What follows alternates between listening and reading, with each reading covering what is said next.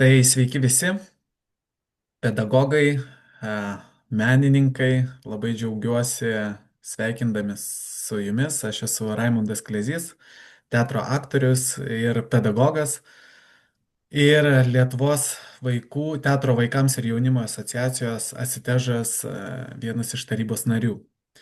Tai šiandien švenčiame tokią labai gražią šventę, Vaikų teisų konvencijos dieną, lapkričio 20. Ir tą progą norėjome sukurti seminarą, renginį, kurio metu susitiktų menininkai ir pedagogai. Tai jį pavadinom Tiltai tarp scenos meno ir ūkdymo. Tai šis susitikimas yra skirtas tam, kad menininkai galėtų pasidalinti savo metodais, savo veiklomis, ką taiko kurdami. Ir galbūt tie pasidalinimai, tie metodai galbūt pasitarnautų ir pedagogams jų vykdomose ūkdymo veiklose. Taip pat ir tam, kad sužinoti, kuo kvėpuoja mokykla, galbūt išgirsti poreikį, ko galbūt trūksta mokykloje ir kaip menininkai galėtų prie to prisidėti. Ir galiausiai tam, kad bendrautume ir tam, kad turėtume tą gyvą kontaktą vienas su kitu, nes mums atrodo, kad šis kontaktas yra be galo prasmingas. Tai šiandienos darbotvarkę turėsime tokią. Pirmiausia, noriu pristatyti lektorės. Tai turėsime dvi Kristinas. Pirmoji Kristina, aktorė, teatro pedagogė, darbuojasi daugiausiai su jaunesnio amžiaus vaikais, tai yra, sakykime, iki mokyklinio ir prieš mokyklinio amžiaus vaikais. Dar Kristina pati irgi prisistatys truputėlį plačiau, labai bus įdomu išgirsti jos pranešimą. Ir taip pat turėsime Kristiną Mariją Kulinič, kuri darbuojasi kaip aktorė ir kaip dramaturgė, rašydama pjeses paaugliams. Tai kaip rašyti tas pjeses paaugliams, kokiais metodais naudojasi, pasidalins ir galbūt tai jums pasitarnaus jūsų darbe. Taip, o dabar kviečiu mūsų asociacijos prezidentę Violetą Podolskaitę tarti žodį apie tai, kas yra tas asitežas ir kaip jisai veikia. Tai prašau. Ačiū Raimundai. Man tikrai labai malonu, kad mūsų asitežo veiklos plečiasi ir kad mes tikrai minim jau 5 metai Vaiko teisų konvencijos dieną, lapkričio 20. Ji pas mus ratifikuota, šįmet 30 metų bus, kaip mes ją žinom, ją naudojamės ir jos tais priesakais bandom gyventi. Gyvenom visą laiką, tai atliepia tuos straipsnius, kurie yra ypatingai mums svarbus Vaiko teisų konvencijoje. Tai yra 13 straipsnis, kuris apibrėžia vaiko teisę į saviraišką, laisvai reikštis. Ir 31 straipsnis, kuris sudaro sąlygas vaikui pramogai, laisvalaikio leidimui į kultūrą, kad jis turėtų teisę turėti šitas erdves. Tai mes asitežui šįmet 25 metai. Kai mes įsikūrėm, tai pirmiausia ir buvo tai, kad kaip mes galim kurti, kad buvo pirmas priesakas, kad tai būtų profesionalu, nes tik profesionalia aukšta kalba mes galime pasiekti tą mūsų vaiką ir jaunimą. Man labai svarbi yra preambulė Vaiko teisų konvencijų, kad ten pasakyta, kad visa, kas yra geriausio sukurta, turi būti pasiekiama vaikui, kad visos žmonijos pastangos, kas buvo sukurta, kad tą vaiką pasiektų. Tai mes irgi, man atrodo, kurdami asitežą ir išsikeldami savo tikslus, visą laiką siekiam, kad tai, ką mes galim padaryti geriausio, kad tas vaikas pirmiausia ir pamatytų. Kad tą vaiką pasiekti, aišku, neužtenka vien tik menininkų ir mūsų gerų norų. Tai pirmiausias tiltas mums pasirodė, kad tai yra mokykla, kad tai yra pedagogai. Ir nuo pat pirmų dienų mes visada tiesėme ranką į pedagogams, prašydami jų pagalbos, prašydami jų kažkokio dėmesio ir iš tikrųjų geriausi rezultatai visuomet būdavo pasiekiami, kur pedagogas, jisai pirmiausia mato tą savo būrį vaikų ir Ir va tas, kaip sakydavom, jeigu, yra ta teatro virusą, turi tas mokytojas, jis visada ras būdų atvesti į teatrą, ras būdų surasti gerą spektaklį, ras būdų pabendrauti su menininkais, kurie kūrė ir mums duoti, tą gerąją prasme ir savo pastebėjimus, ir kritiką, ir kažkaip judėti mums pirmin, ir kuriant, ir ieškant tų savo kūrybinių kažkokių naujų kelių. Aš džiaugiuosi, kad Asitežas per 25 metus tikrai sukūrė 8 tarptautinius Asitežo festivalius, kurie apėmė nuo mažiausio iki didžiausio, nuo 0 iki 18, kuriame žvelgiantis grupėgumkams mes tai mes vaidinti, bet labai svarbu, ir kas šiandien bus kalbama ir seminare, kalbėti jų kalbą. Ilgą laiką buvo galbūt problemų, mes lietuvdavom tos dramaturgijos, kuri galėtų atliepti mūsų tą jauną žmogų, tą paauglį, kuris nei mažiukas, nei didelis, jis yra paauglys ir su juo reikia kalbėti ypatingai. Tai aš dėkoju ne tik būsimai mūsų pranešėjai Kristinai, kuri dramaturgiją čia su paaugliais vysto, bet Raimondai, tu irgi tas šviesulys, kuris radai tikrai tiesioginę kalbą su tais mūsų paaugliais, ir aš tikrai labai džiaugiuosi, nes čia didžiausias turbūt išbandymas aktorių, režisierių, jeigu tu suvaldai tą publiką, jeigu tu randi kalbą su jais, tai tu tikrai jau esi vertas būti scenoje ir kalbėti. Ir sakau, aš daug metų apie tai svajojau, kad pas mus gal tiem kūdikiam nebuvo iš pradžių tų spektaklių ir paaugliams trūko tos dramaturgijos ir to tiesioginio tokio bendravimo.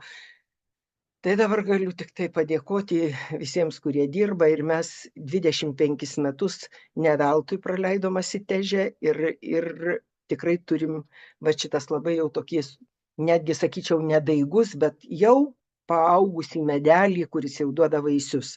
Tai man tas labai yra, man brangu ir aš tikrai tai labai vertinu. Ir džiaugiuosi, kad mes tikrai nuo 2008 metų, norėdami pasiekti tą savo jaunąjį žiūrovą, ne visadagi gali pakviesti į didžiąją salę ir atvežti į miestą, mes turim projektą Teatras keliauja pas vaikus.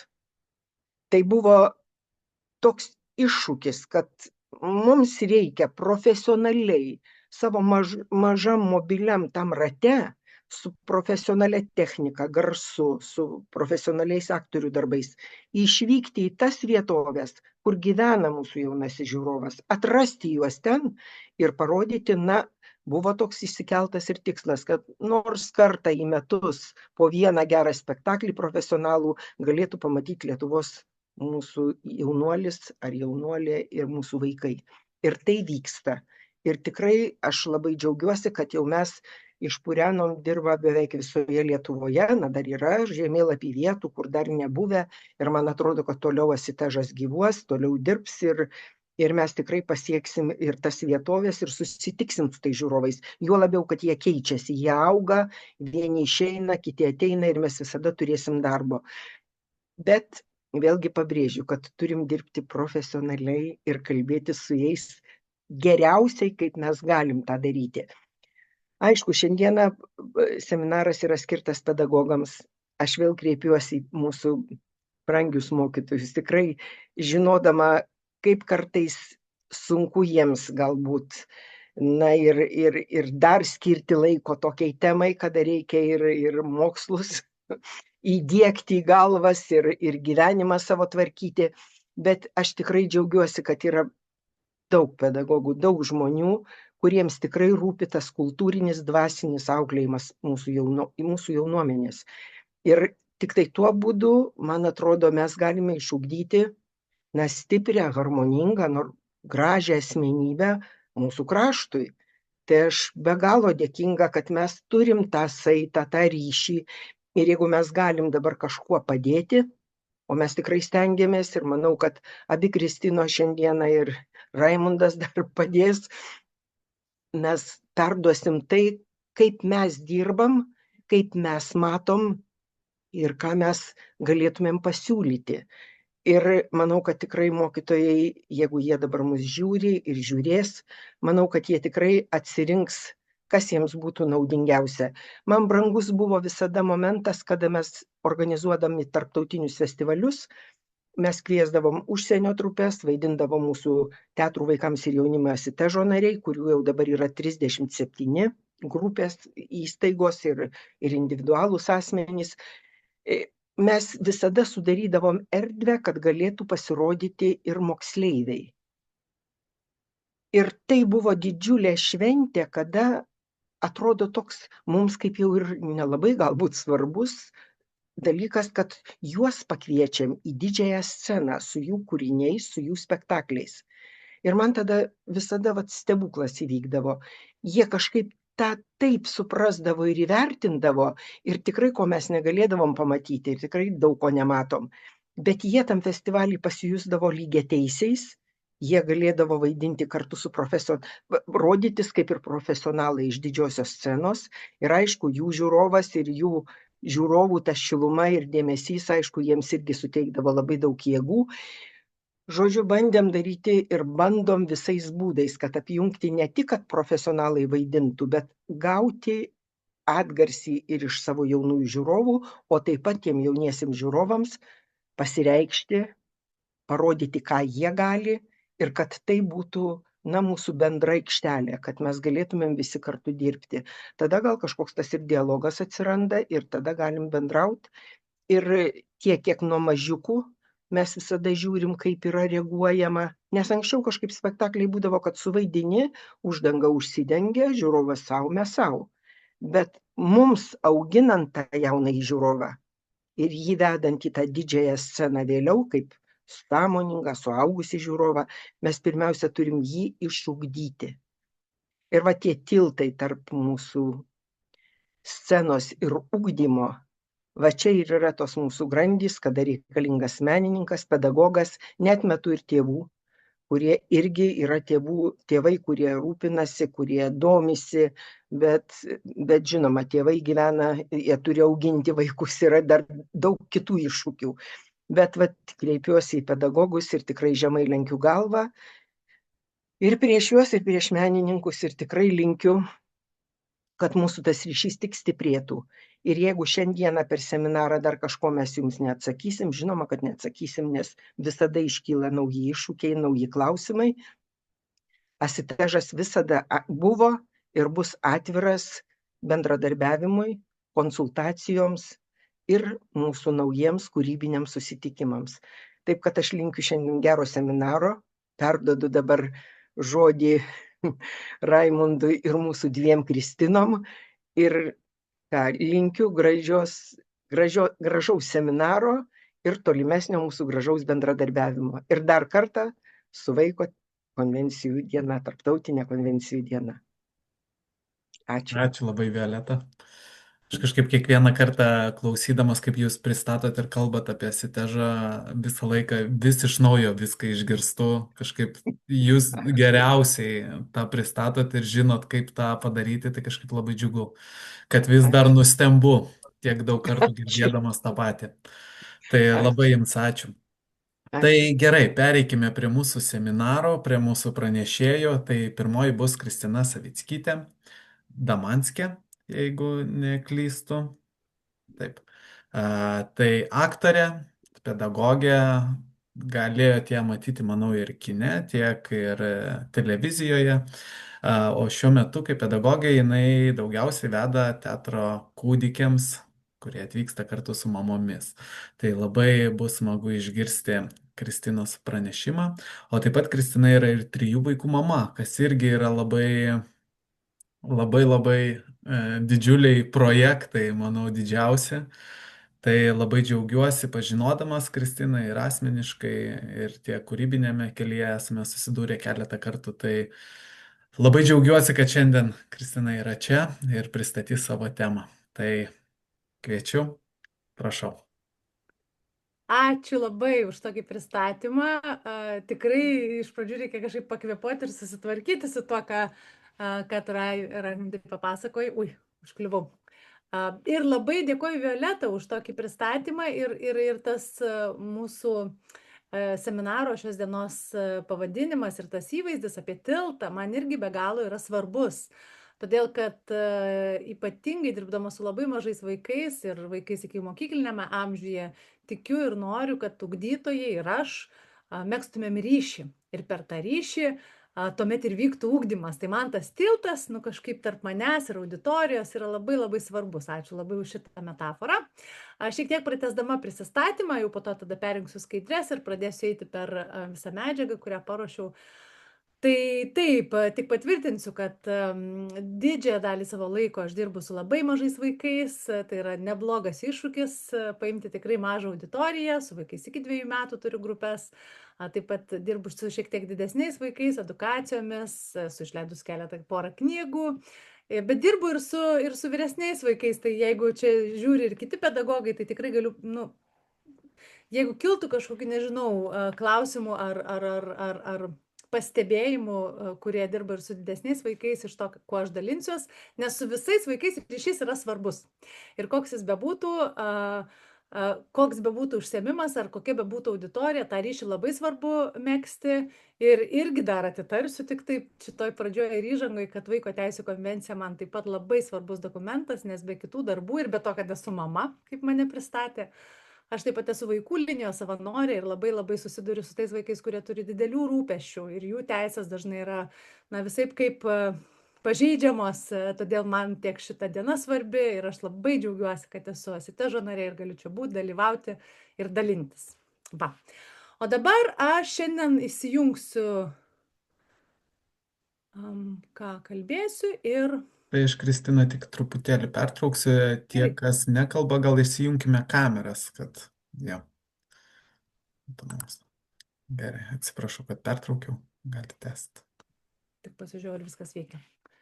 Taip, tai ir šiandien norėsiu pakalbėti, kaip organizuoti ankstyvojo ugdymo užsiėmimą.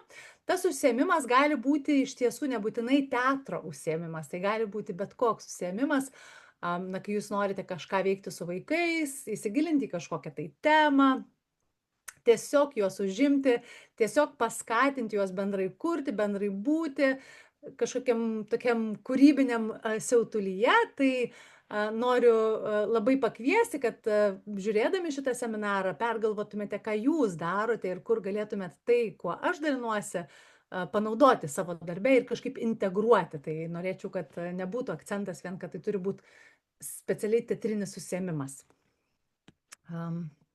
Taip, ir trumpai pereisiu šiandien per tokius dalykus, kad norėsiu pakalbėti, kaip svarbus yra užsiėmimo vadovas arba vedėjas, tas žmogus, kuris sugalvoja, sukuria ir praveda užsiėmimą. Šiek tiek apžvelgsiu savo etiką, principus ir lūkesčius. Ir kadangi visas mano seminaras yra paremtas daugiausia mano patirtimi, tai ir traktuokite tai kaip mano patirtį ir jūsų principai, lūkesčiai gali skirtis, bet man yra svarbu pasidalinti savaisiais. Aš šiek tiek pakalbėsiu apie medžiagą, kurią aš naudojusi ruošdamasi užsiėmimams, kur aš jas ieškau, kas yra mano resursų biblioteka ir galbūt suteiksiu jums kažkokių įžvalgų naujų ir minčių. Taip pat norėsiu sustoti ties užsiėmimo dramaturgija ir struktūra.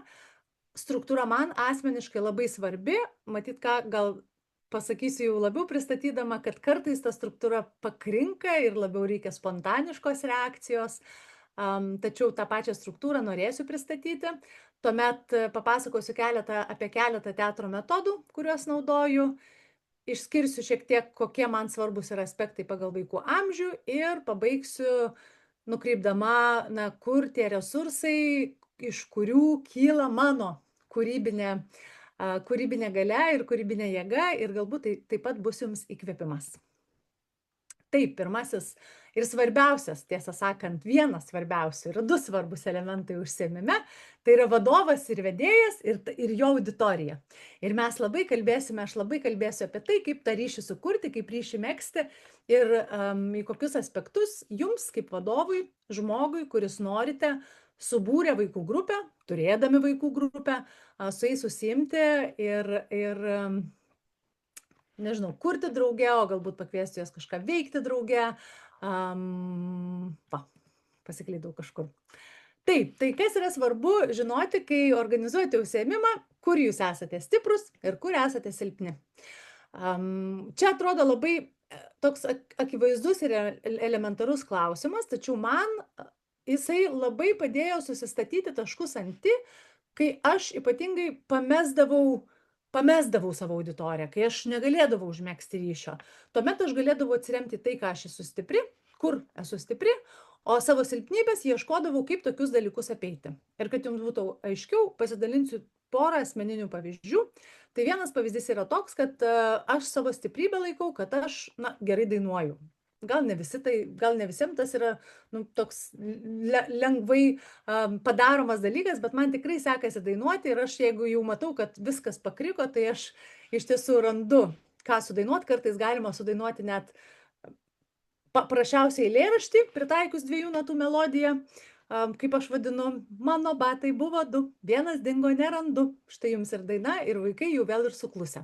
Tai mano stiprybė dainuoti, kai pasimetu, arba kai žinau, kad noriu paimti kažkaip naują arba sudėtingą auditoriją, naudojusi ją.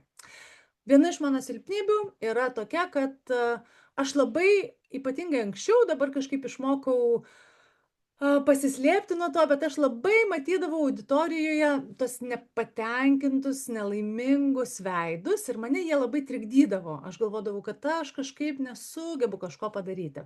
Tai kai tai įsivardinau, tiesiog pradėjau atpažinti ir pamatyti tuos momentus, kai mane sutrikdo tos situacijos, kai žmonės auditorijoje, vaikai kartais auditorijoje, nenori įsitraukti, galbūt jie nenusiteikia šiandien, gal jie nelabai gerai jaučiasi.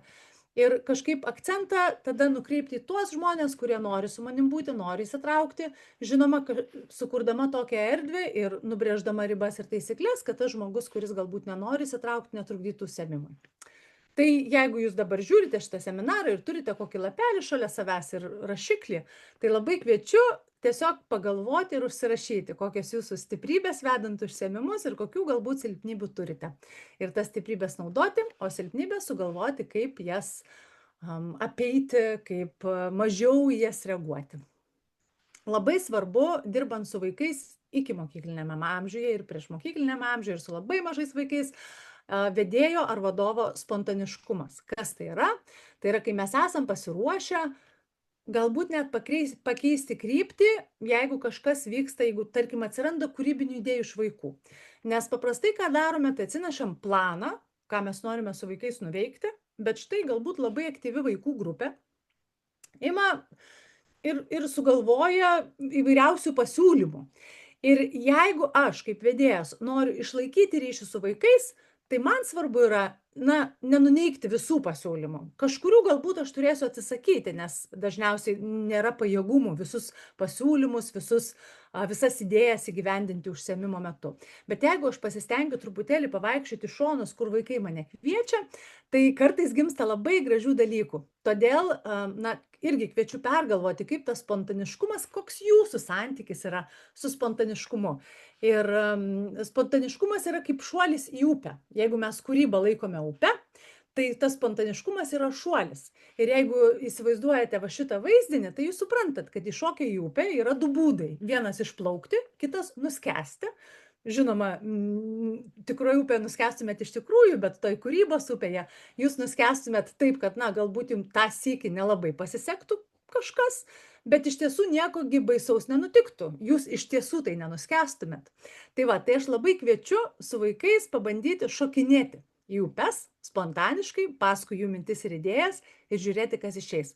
Tai gali būti tikrai baisu, nedrąsu, bet kuo dažniau jūs į tą upę šokinėsite, tuo daugiau turėsite patirties išplaukti ir tuo lengviau susitaikysite su visais tais atvejais, kai ėmėt ir nuskendote. Ir galbūt nieko tokio labai ir nesukūrėte. Ir ką dar turi turėti užsiėmimo vadovas, kas man atrodo labai svarbu, tai tiesiog pasitikėti. Ir pasitikėti ne tik savim, nes kai mes kalbam apie pasitikėjimą, atrodo, kad svarbu pasitikėti savim. Taip, Tai yra svarbu, bet aš labai noriu pakreipti tą aspektą, kad vadovui, vedėjui labai svarbu pasitikėti ir ta grupe, su kuria jisai dirba. Nes ta grupė irgi yra toks resursas tiek kūrybinių idėjų, tiek energijos, tai jeigu mes pasitikim ir savim, ir grupę, tai tiesiog vėlgi gali mus nustebinti netikėti kažkokie kūrybiniai atradimai drauge su ta grupe. Taip, ir kas dar labai yra šalia visada, kai mes stovime prieš bet kokią auditoriją, ar tai yra auditorija labai mažų vaikų, ar tai yra auditorija didesnių žmonių, ar tai yra teatro scena ir žiūrovų salė, ką mes darome aktoriai, dažnai prabunda tas vidinis kritikas, kuris sako, čia kažkokią nesąmonę padarei ir pažiūrėk, kas čia vyksta, visai ne taip turėjo būti. Tai tikrai vadovui ir vedėjui labai svarbu išmokti tą vidinį kritiką, užmigdyti, nutildyti, uždaryti duris to kambario galvoje, kur jisai gyvena ir turėti daugiau atlaidumo savo, ypatingai tose situacijose, kai kažkas nevyksta taip, kaip turėtų būti. Reikia prisiminti ir aš labai tą akcentuoju, kad visi užsiėmimai, kuriuose mes būname su vaikais, tai yra procesas ir labai svarbus procesas ir dažniausiai ne tiek svarbus rezultatas. Nepaisant to, ką, pavyzdžiui, vaikai sakytų, jeigu su vaikais kažkokia ilgalaikė grupė, tu statai spektaklį, jie tikrai nori to spektaklio. Bet jeigu kada nors bandėte tą spektaklį su vaikais repetuoti, tai procese bus daug ir nuobodulio, ir pasikartojimų, ir kažkokių nesėkmių. Tai jeigu tame procese neatrasite kažkokių džiaugsmingų akimirkų tiek su žmonėmis, su vaikais, su kuriais dirbate, tiek tokio atlaidumo savo, kad gal šiandien nelabai pavyko ir gal svarbiau yra procesas, nesvarbu, koks tas rezultatas gausis, tai to bus kažkaip lengviau plaukti visą tą upę buvimo ir darbo su vaikais. Taip, pagrindiniai principai ir ta tokia vadinama darbo etika, kurią aš vadovaujuosi, tai man labai svarbi dalyvių, nepaisant jo amžiaus, pasirinkimo laisvė. Ir čia aš, kai dalinuosi savo šitais principais, tai sulaukiu įvairiausių klausimų ir kaip čia turėtų būti, ar neturėtų vaikai visi įsitraukti, ar neturėtumėt jūs norėti, kad vaikai įsitrauktų. Tai aš esu pasirinkusi suteikti tą pasirinkimo laisvę, aš pasirinkau suteikti pasirinkimo laisvę žmonėms neįsitraukti. Vadinasi, kad jie gali, kaip ir čia matote skaidrėje, jie gali stebėti, aš galiu jiems pasiūlyti, aš galiu galbūt transformuoti kažkiek užduotį ir pasakyti, kad galbūt tu nebarškink barškučio pavyzdžio, tik palaikyk jį, arba barškink taip, kaip tau patinka, aš galiu kažkokių pasiūlymų pateikti, bet stengiuosi neprimesti ir man labai yra svarbus tas ir stebėtojo vaidmuo, todėl kad vaikai, priklausomai nuo jų būdo, temperamento, kartais viską tai, kas vyksta, išgyvena viduje. Ir tam, kad aš ateičiau iki tokios pozicijos, taip pat reikėjo laiko ir tai nėra taip lengvai pritaikomas principas, ta pasirinkimo laisvė, kad aš leidžiu neveikti to, ką aš pasiūlau. Tačiau aš matau, kad kai aš vaikui duodu tą laisvę, kai aš su pagarba ir su jo tempui, su pagarba jo asmenybei, jį priimu grupėje, tada jis kartais ima ir prabunda jo tas noras ir įsijungti ir daryti. Ir tada aš tokius momentus aš laikau kažkokiais labai brangiais man ir labai svarbiais. Ir tada jie vėlgi įkvepia toliau eiti ir toliau dirbti tuo pačiu principu. Tačiau vėlgi gali kilti klausimas, jis nedalyvauja užduotyje, bet labai svarbu, kad ta erdvė būtų saugi, kurioje yra visi vaikai, todėl taisyklės yra svarbu. Jeigu žmogus nedalyvauja veikloje, jis tikrai neturi trukdyti, jis neturi griauti tos mūsų veiklos, tai taisyklės svarbu yra apibrėžti. Ir dažniausiai edukaciją aš pradedu nuo to, kad aš stengiuosi užmegzti ryšį. Jeigu tai yra didesnė grupė, kažkaip su visa ta grupe, jeigu tai yra šiek tiek mažesnė grupė ir aš galiu turėti asmeninį ryšį, tai aš stengiuosi užmegzti ryšį su kiekvienu vaiku, su žmogum, priklausomai nuo amžiaus, per įvairias pasisveikinimo veiklas, ar tai būtų tiesiog kažkoks siuntimas, jeigu tai šiek tiek didesni vaikai, pavyzdžiui, 4, 5, 6 metų, galima siūsti kokį nors objektą, suteikdami vaikui žodį, leisdami jam prisistatyti arba įsivardinti net, pavyzdžiui, na, kažkokį dalyką, ką jis labiausiai mėgsta.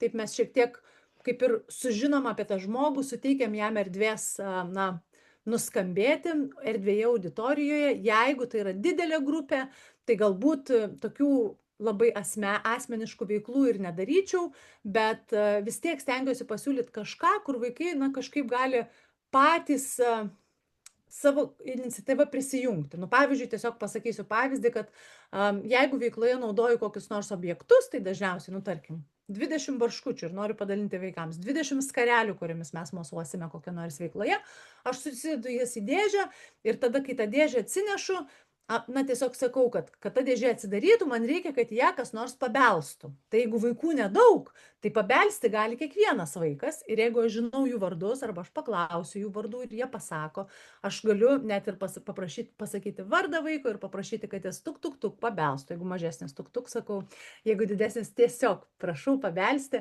Jeigu vaikų yra daugiau, tuomet aš laukiu, kol tie vaikai ateis ir tie, kas nori pabels.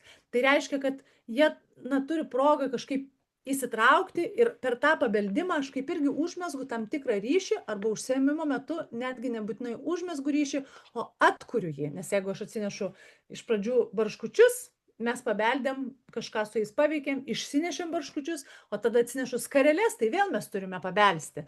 Ir nutinka tokie stebuklai, kad jeigu pradžioje pabeldė 2-3 vaikai, tai jau antras sykį nori pabelsti beveik visą grupę ir toks šurmulys pasidaro ir jie tokie pasidaro, na, norintys labiau irgi, nežinau, įsitraukti net per tokį mažą kažkokį veiksmą nesudėtingą. Ir kas labai svarbu,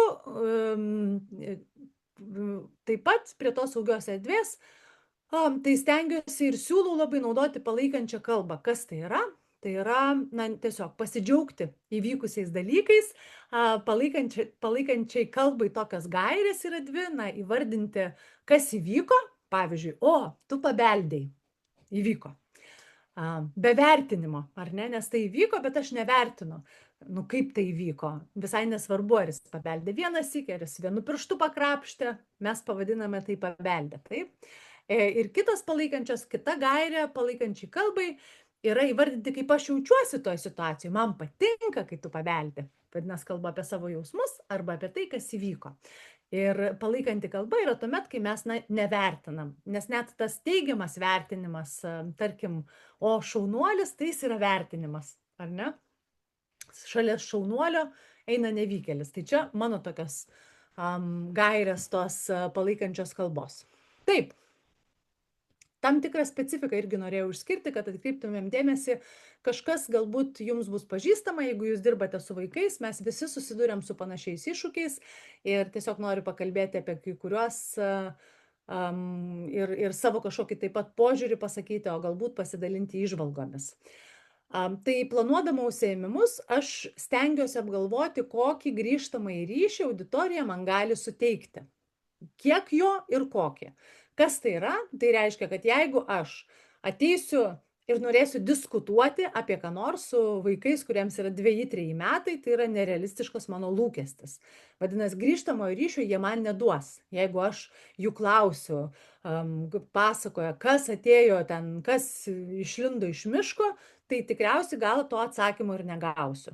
Vadinasi, tokių veiklų, kur vaikai nepajėgus pagal savo amžių man duoti to grįžtamo ryšio, aš neplanuosiu. Bet jeigu aš turiu 5-mečių ar 6-mečių grupę, na, mes tikrai kartu galim jau ne tik, kad jie man pasakys, kas iš miško išbėgo ir ne tik jau išvardins visus pasakos personažus, jie gali dar ir prikurti tų pasakos personažų. Tai va, tai labai svarbu atsižvelgti į tai, kiek ir kokį grįžtamą ryšį vaikai pagal amžių ir raidos ypatumą gali suteikti.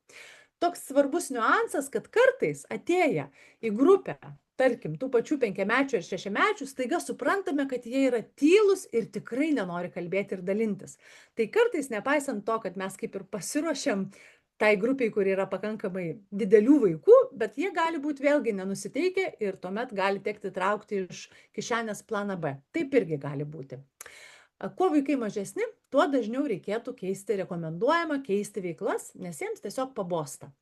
Ir čia minutėmis neišvardinsiu, kartais labai yra pajautimu, jeigu tikrai einu dirbti su vaikais, kurie yra labai maži, arba kartais tenka dirbti su vaikais, kurie turi raidos sutrikimų, įvairių tiek neurodivergentiški vaikai, tiek šiaip ir didesnių raidos sutrikimų, tai iš viso labai sunku numatyti, kokio aš to kiek ilgai, atsiprašau, vaikai galės būti veikloje.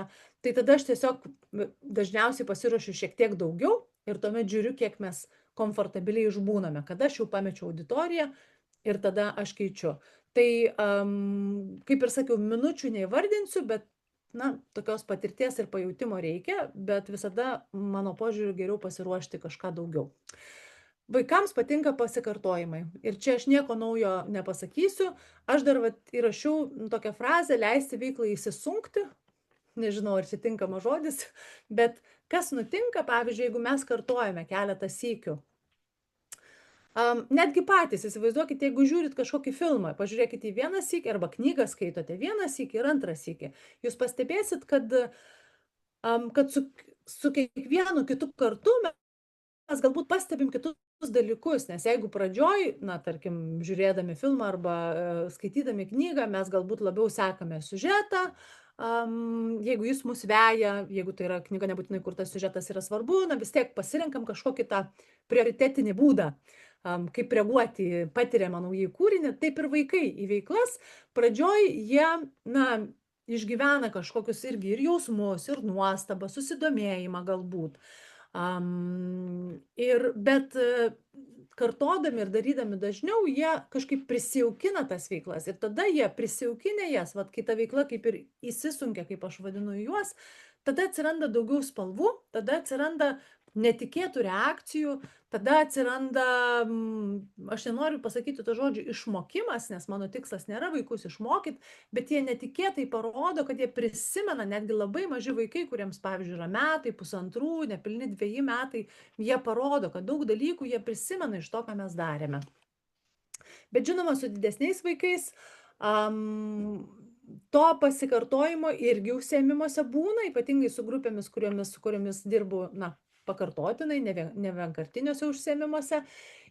Bet jie jau mėgsta, iš tikrųjų didesni šiek tiek vaikai, jie mėgsta pasirinkti tai, kas jiems patinka. Ir tuomet tada reikia jau derybų, kad, galbūt mes nekartotumėm tik tai kažkokio žaidimo, kurį jie mėgsta visą užsiėmimą, o kažką ir daugiau padarytumėm. Tai čia vėlgi labai individualu priklausomai nuo grupės. Veiklų nekompleksiškumas, ką turiu minty, tai yra, kai neapsisunkinam nei savo gyvenimo, nei vaikams. Tai pabandysiu paaiškinti. Aš jau sakiau pavyzdį objektų kažkokių, kuriuos aš naudoju, truputį daugiau dar pakalbėsiu vėliau apie tokius objektus, kuriuos aš naudoju, bet jeigu aš stengiuosi, kad tai būtų kažkoks labai paprastas ir vienas objektas, ir su kuriuo mes galime kažką veikti ir stengiuosi sukurti kažkokią, nežinau, veiksmą, pavyzdžiui, arba ką tas objektas gali simbolizuoti, įjungus vaizduotę arba fantaziją, kuo jis gali pavirsti ir neapsisunkinti, neapsikrauti kažkaip labai daug daiktų, įvairių, skirtingų daiktų. Čia jeigu daiktai. Jeigu ten, pavyzdžiui, aš seku kažkokią pasaką ir noriu pridėti tai pasakai veiksmus, ten, pavyzdžiui, atidarė duris, ten pabeldė, tuk, tuk, tuk.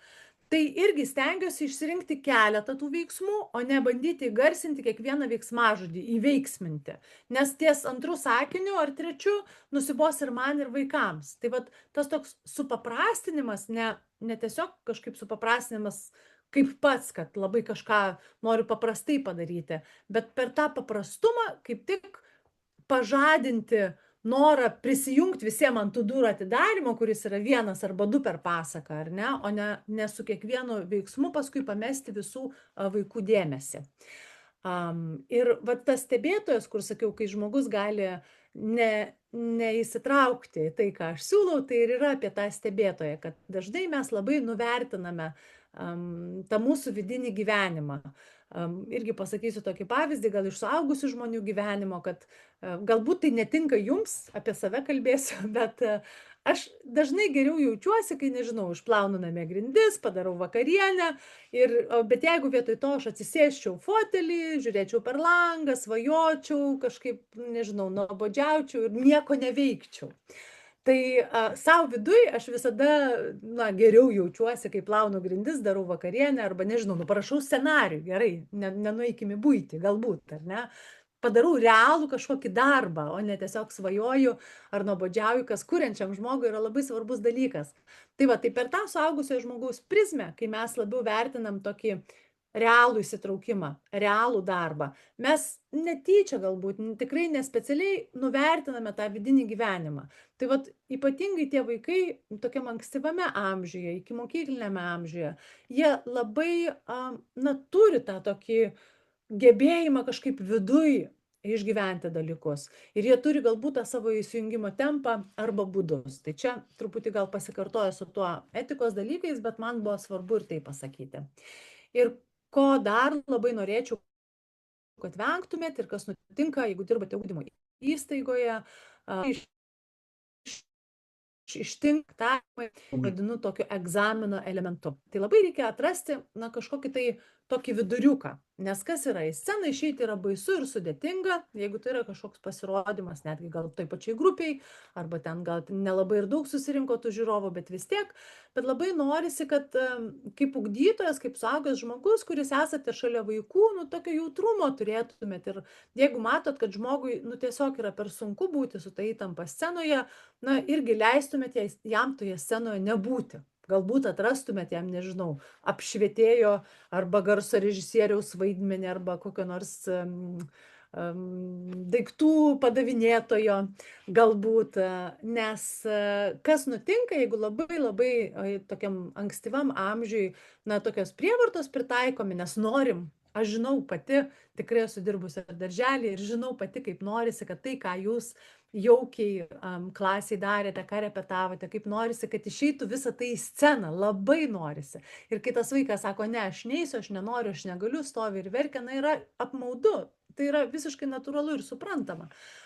Tačiau mes galvojame ne apie tai, kad mes norime parodyti savo kaip mokytojo, režisieriaus, ugdytojo darbą. Mes turime galvoti apie tai, kad tas vaikas scenoje išgyventų džiaugsmą ir vėliau gyvenime. Nesvarbu kokią formą. Tai va, tai tas egzamino elementas, norėčiau tiesiog atkreipti dėmesį, kad kartais, vaikas irgi turi teisę neišeiti į tą sceną ir kartais mes kaip ugdytojai net ir tėvams turime pasakyti, kad, buvo tokia situacija, kad mes nusprendėm, kad geriau jis šį kartą pabus galbūt net ir žiūrovu, nepaisant to, kad jis buvo puikus kiškis mūsų pasakoje. Mes galim jums papasakot, koks puikus kiškis jis buvo, o jau pamatysite, galbūt tada, kai jis įgaus daugiau drąsos ir jo širdelė nebedrebės kaip kiškio. Taip, koks būna mano veiklos lūkestis ir apie kokius lūkesčius galima pagalvoti, tai ne tik apie grįžtamąjį ryšį galvoju, bet galvoju, koks yra vaikų amžius, kokios jo galimybės. Jeigu tai yra grupė, su kuria dirbu jau ilgesnį laiką, visada pagalvoju, kokia būtent tos konkrečios grupės dinamika. Būna tikrai ramesnių grupių, būna tokių grupių, kur yra vienas ar du vaikai, kurie sukuria tokį chaosą ir aplink save įsuka tokį didelį viesulą. Tai mano pasirinkimas, planuojant užsiėmimą, kokias veiklas aš su jais darysiu, labai priklausys nuo to, jeigu aš tą grupę šiek tiek pažįstu. Kartais, jeigu tai yra vienkartinis užsiėmimas, gali būti, kad aš ir vietoje irgi būtent keisiu planą, pamačiusi, kad grupė yra pernelyg judri. Arba grupė yra vaikų tiesiog, pavyzdžiui, pavargusi ir galbūt tiek daug aktyvių veiklų, kuriuo aš esu suplanavusi, nenori ir negali daryti. Ir labai kviečiu irgi ir pati save skatinu turėti realistišką požiūrį, tai reiškia, kad kartais viskas, ką aš norėjau daryti, gali nepavykti, neišeiti ir tada išeinu su klausimu, ką aš galėjau padaryti kitaip ir tą patirtį jau nešuosi į kitus užsiėmimus. Tai irgi, tas atlaidumas savo čia galbūt žaidžia, kurį jau šiek tiek prieš tai minėjau. Taip, šiek tiek noriu pakalbėti ir apie medžiagą, kurią renkuosi, kokie žanrai vyrauja mano literatūroje, renkantis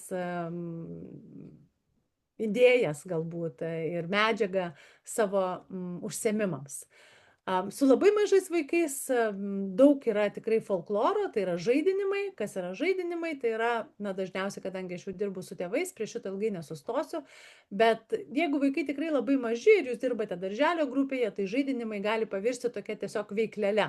Žaidinimas yra tada, kai suaugęs žmogus turi vaiką ir su juo kažką daro, su jo kojomis, su jo rankytėmis, ten viru košė ant jo rankytės, katutes, su vaiko rankytėmis, šitokie žinomiausi mūsų žaidinimai, bet jų yra įvairių, ten kiuskius iš akius, pavyzdžiui, ant keliukų joja.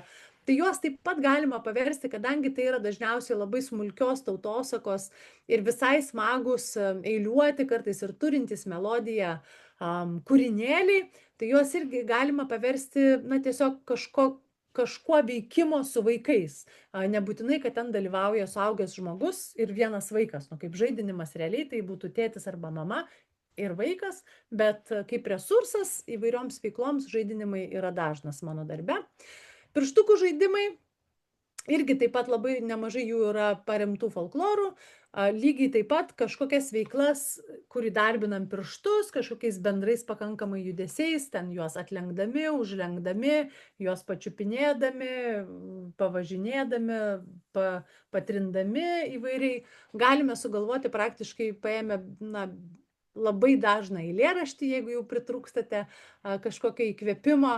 Ir nebūtinai tie veiksmai turi labai tiesiogiai atitikti. Kartais atrodo, kad norim labai tiksliai parodyti, bet tas pirštukų žaidimas yra tiesiog pridėjimas vėlgi prie kažkokio keturėlio, pavyzdžiui, kažkokio rankų judesio ir tas smulkiosios motorikos veikla tikrai seniai įrodyta, nieko naujo nepasakysiu, čia žino visi, kas dirba su vaikais mažesniais, labai susiję su kalbos centrais, todėl yra svarbu, o kai turi ritmą, melodiją, tai irgi daro dar ir kitokių svarbių dalykų, tai yra tiesiog yra smagu juos daryti, kartoti, lavėja vaiko muzikinė klausa, ritmo pojūtis, jis girdi kalbos, tą tėkmę, tai pirštukų žaidimai yra toksai labai svarbus elementas ir tiesą sakant, juos mielai žaidžia vaikai visame ikimokyklinėme amžiuje, jeigu tik tai kažkaip, na, smagiai pateikia visą tai arba netgi juos įtraukia. Pavyzdžiui, yra toksai pirštukų žaidimas Mėlynas Benas, kurį aš irgi tikrai ne mano sukurtas, kažkur esu, dar man atrodo, su savo vaikais vaikščiodama kažkur išgirdus, pamačius.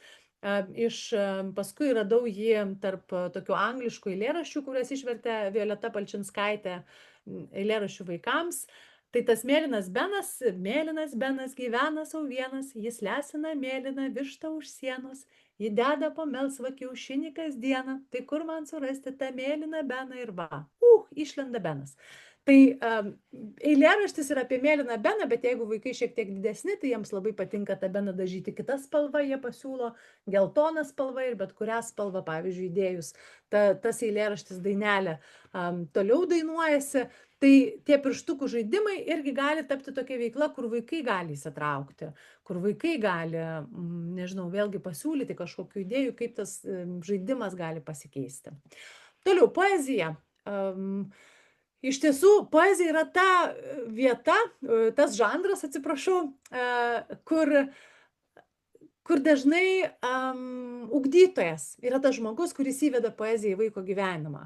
Tikrai sutinku tokių aktyvių, smalsių tėvų, kurie vaikšto su vaikais į bibliotekas, nežinau, perka knygas ir skaito jiems poeziją, bet vis dėlto poezija tokia truputėlį dažnai namų gyvenime yra nustumta į šoną, todėl nori, nenori, tos poezijos visose, bent jau mano vedomose ankstyvojo ugdymo užsiėmimuose yra daug ir aš labai noriu, kad ir tėvai sužinotų, pamatytų, atrastų tuos poetus, kuriais aš žaviuosi, ar atrastų savo poetus, nes poetinė kalba, jinai turi tokių žodžių, kurių neturi mūsų bendrinė buitinė kalba, tai labai lavina vaiko žodyną, turi tokių metaforų ir vaizdinių, kurių galbūt vaikai nebūtinai visada supranta, gal net ne kiekvieną žodį supranta, net ne tai yra svarbu. Jeigu jie kažko nesupranta, aš pasitikiu. Atsimenat, sakiau, kad aš pasitikiu ne tik savim, bet ir auditorija. Aš pasitikiu, kad jie manęs paklaus ir aš tuomet paaiškinsiu, bet jeigu jie neklausia, jeigu jie yra tame veiksme ir kažkaip jiems yra smagu būti su poezija, tai aš tiesiog leidžiu ir būti tai poezijai, gyventi taip, kaip jie supranta ir įsivaizduoja kažkokias metaforas ar žodžius, kuriuos mes rečiau vartojame. Panašiai tų žodžių įvairių, kurių gali vaikai klausti arba ne, yra ir pasakose.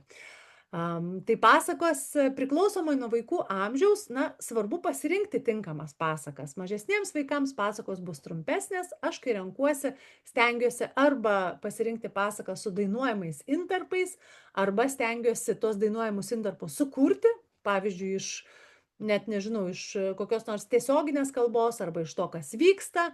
Labai, irgi paprastais principais, nenoriu, kad tai atrodytų jums, kad, čia aš galiu sukurti, bet, pavyzdžiui, Ropės pasakui, kurią visi žinote, ar ne, tai tam, kad ta pasaka būtų klausoma ir labai mažų vaikų, tai aš įvedu ten tokius, kad senelis, pavyzdžiui, kai kviečia pagalbą, ne šiaip kviečia ten ateik, o dainuoja ateik, ateik, padėk, padėk, ateik, ateik, padėk, padėk. Tiesiog pavyzdį įvedžiau, kaip pasakoje galime tą dainuojamą intarpą padaryti.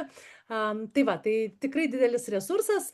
Nenoriu dažniausiai labai ilgų stebuklinių pasakų, jos tinkamos tokiam labiau skaitimui, prieš miegą, jeigu tai yra ugdymo įstaiga, gal prieš pietų miegą.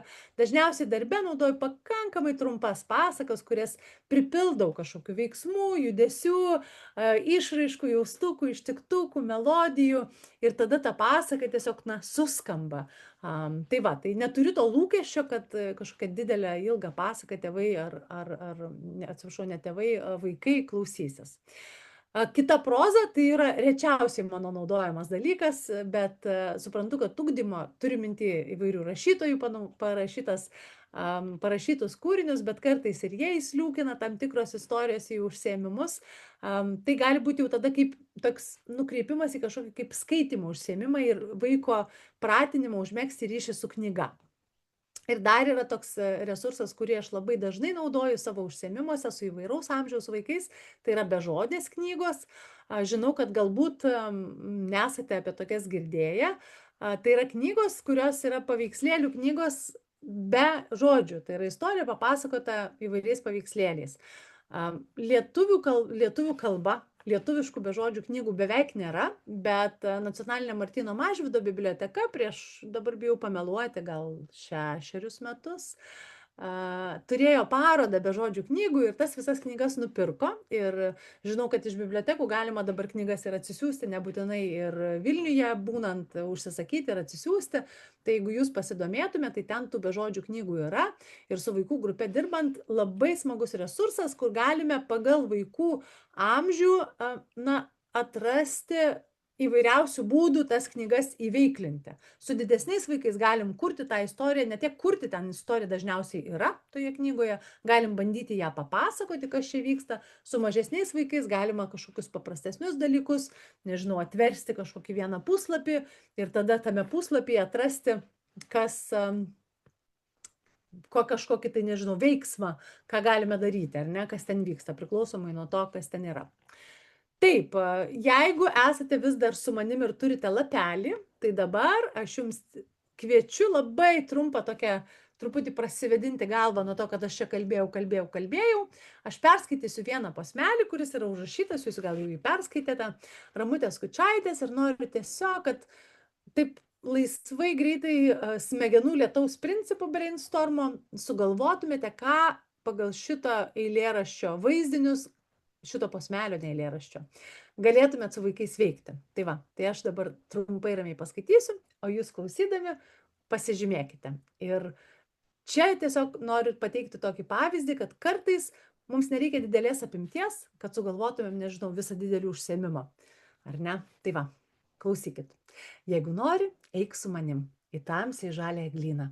Aš žinau, kur po eglės šaknim gyvena nykštukų šeimyna.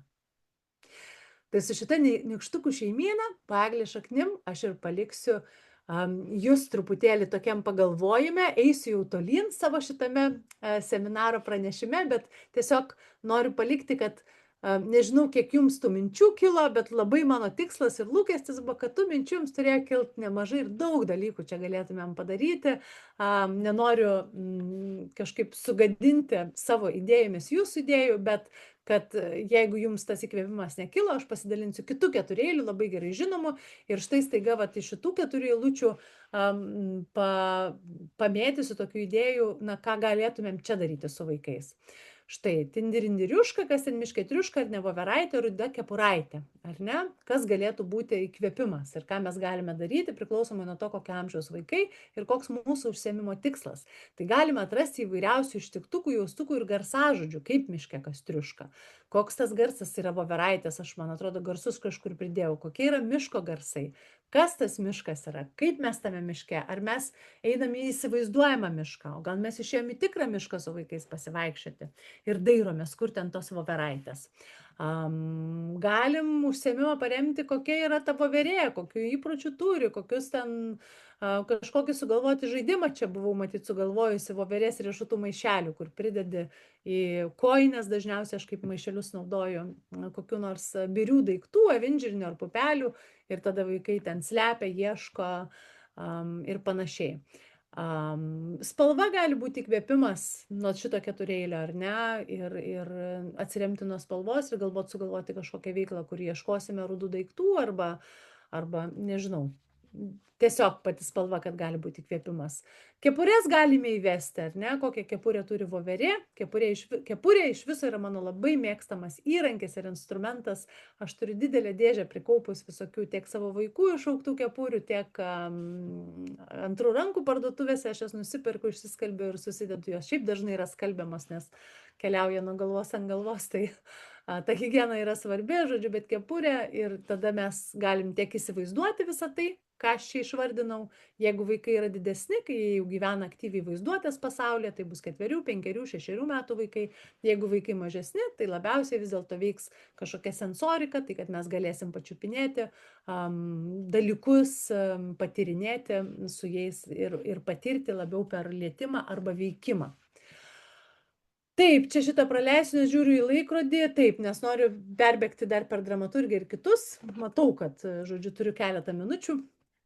Taip, tai ką paprastai, kaip dėlioju, kaip struktūruoju užsiėmimą, tai svarbu yra įvadas, kur užmesgu kontaktą, jau kalbėjau šiek tiek kaip ryšį, nubrėžiu tam tikras ribas, taisyklės, ir dažniausiai stengiuosi kažkaip sužadinti smalsumą, pakviesti vaikus kažkur. Ir va tas eilėraštis, kurį skaičiau, tas vienas posmas Kučaitės, yra puikus pavyzdys, na, va tokio sužadinimo. Tai jeigu, aš nesakau, kad jis tinka kiekvienam užsiėmimui, bet, na, tiesiog kaip įkvėpimas gali būti. Jeigu nori, eik su manim į tamsiai žalią eglyną. Aš žinau, kur po eglės šaktim gyvena nykštukų šeimyna. Ar ne? Tai apie daug dalykų galim pasakyti, kad aš dabar jūs kviečiu ten ir mes darysim tą ir tą. Pabūsim tuo ir tuo. Taip, pagrindas tai yra tos patyriminės veiklos, kurias dažnai grindžiu teatro metodais, labai svarbus įvairūs ritualai ir pasikartojimai. Ir tuomet labai svarbi yra refleksija, todėl kad, nežinau, ugdomoji veiklo, jeigu tai yra, tai mes mokomės per tai, ką mes patys kažkaip suprantam. Su vaikais ta refleksija yra kažkoks išveikimas. Tai nėra, kad mes sėdėsime ir jų klausime, ką jie nori, ką jie suprato, bet galbūt jie nupieš kokią nors lėlę, personažą ar panašiai.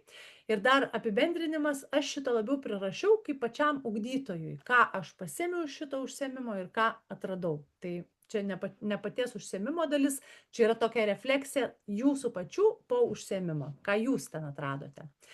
Taip, teatro metodai, irgi matau laikrodį, žodžiu, bandysiu greitai perbėgti. Svarbiausi teatro metodai, kuriuos naudoju, tai yra persikūnijimas. Jau vardinau, kepurė yra puikus būdas persikūninti, net neturint jokių aktorinių gebėjimų. Tiesiog užsidėkit kitą kepurę ir jūs jau truputį kitas žmogus. Šiek tiek pakeiskite balsą ir jau jūs esate kitas žmogus, ar ne? Nes dirbant su vaikais aš nenaudoju. Aktorius persikūnindamas, perina 4 sluoksnius. Tai yra kūnas, kažkaip atranda, kaip tas žmogus juda, ar ne, kurį jis vaidina, arba gyvūnas. Balsas, kaip jisai kalba, kokie jo kalbėjimo įpročiai, jausmai ir mintis. Tai šitų jausmų ir minčių dažniausiai nenaudoju, nes mes turim sužinoti, ką personažas jaučia ir kokia jo logika, ar ne. Tai dažniausiai persikūnimas ir eina per tai, kad, na, aš kažkokią kūną parodau, koks yra kažkokia, nežinau, ten meška ar nelabai didelė, kažkokį balsą sukuriu, tai va tie du svarbiausi elementai. Ir tą kūną perkūnydama, žinoma, galiu užsimaukšlinti kepurę ir tada jau tampu kažko kitur, vaikams labai patinka.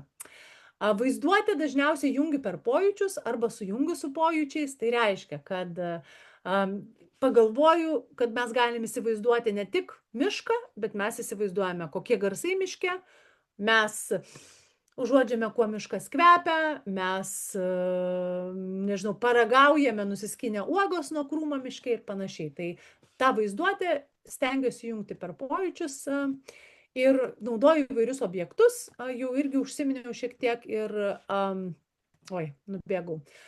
Kam objektai reikalingi, jeigu vaikai labai maži, tai labai paprastą dalyką įvardinu, kad tiesiog rankom sužimti ir nebūtinai vaikai turi daryti tai, ką aš darau, man yra svarbu, ką aš darau ir jie arba seka, arba jie tiesiog būna su tuo objektu ir tai šiek tiek irgi pratęsia tą laiką, kuriame vaikas būna tame užsiėmime, kur aš su juo esu. Vat kai turim tą mintį, kad labai dažnai reikia keisti veiklas, tai yra, kai yra kažkoks objektas, tai pirmas dalykas, man reikia išsidalinti tą objektą, man reikia susirinkti tą objektą, vaikai kažkaip jį patirinėja ir per tą laiką aš galiu ten, nežinau, 3 kartus pakartoti kažkokį 4-eilį, kurį aš atsinešiau, kuris su tuo objektu yra. Taip, ir tada tik tai apie amžių greit pakalbu, kad iki 3 metų tiesiog galbūt apibendrinant tai, ką kalbėjau, labai svarbu nusistatyti taisyklės, keisti dažnai veiklas, neversti vaikų įsitraukti, viską sakiau, čia toks apibendrinimas. Ir tikslingi daiktai, kas tai yra va, tas va, kažkoks vienas paprastas dalykas, kuris man simbolizuoja kažkokią mintį to eilėraščio pasakos, ar ne, kuris man yra svarbus. Gal ropėje bus tik tai kažkokia ropė, kažkas, kas simbolizuoja ropę ir viskas. Ir visa kita bus išvaidinta, nežinau, balsu, kažkokiu pasikeitimu, sudainuota ir panašiai. Taip, čia šiek tiek buvau įdėjusi keletą nuotraukų, kad tie objektai kartais gali virsti lėlėmis. Tos nuotraukos yra iš mano knygos, kuriame pasaka su aktorė Kristina Savickytė.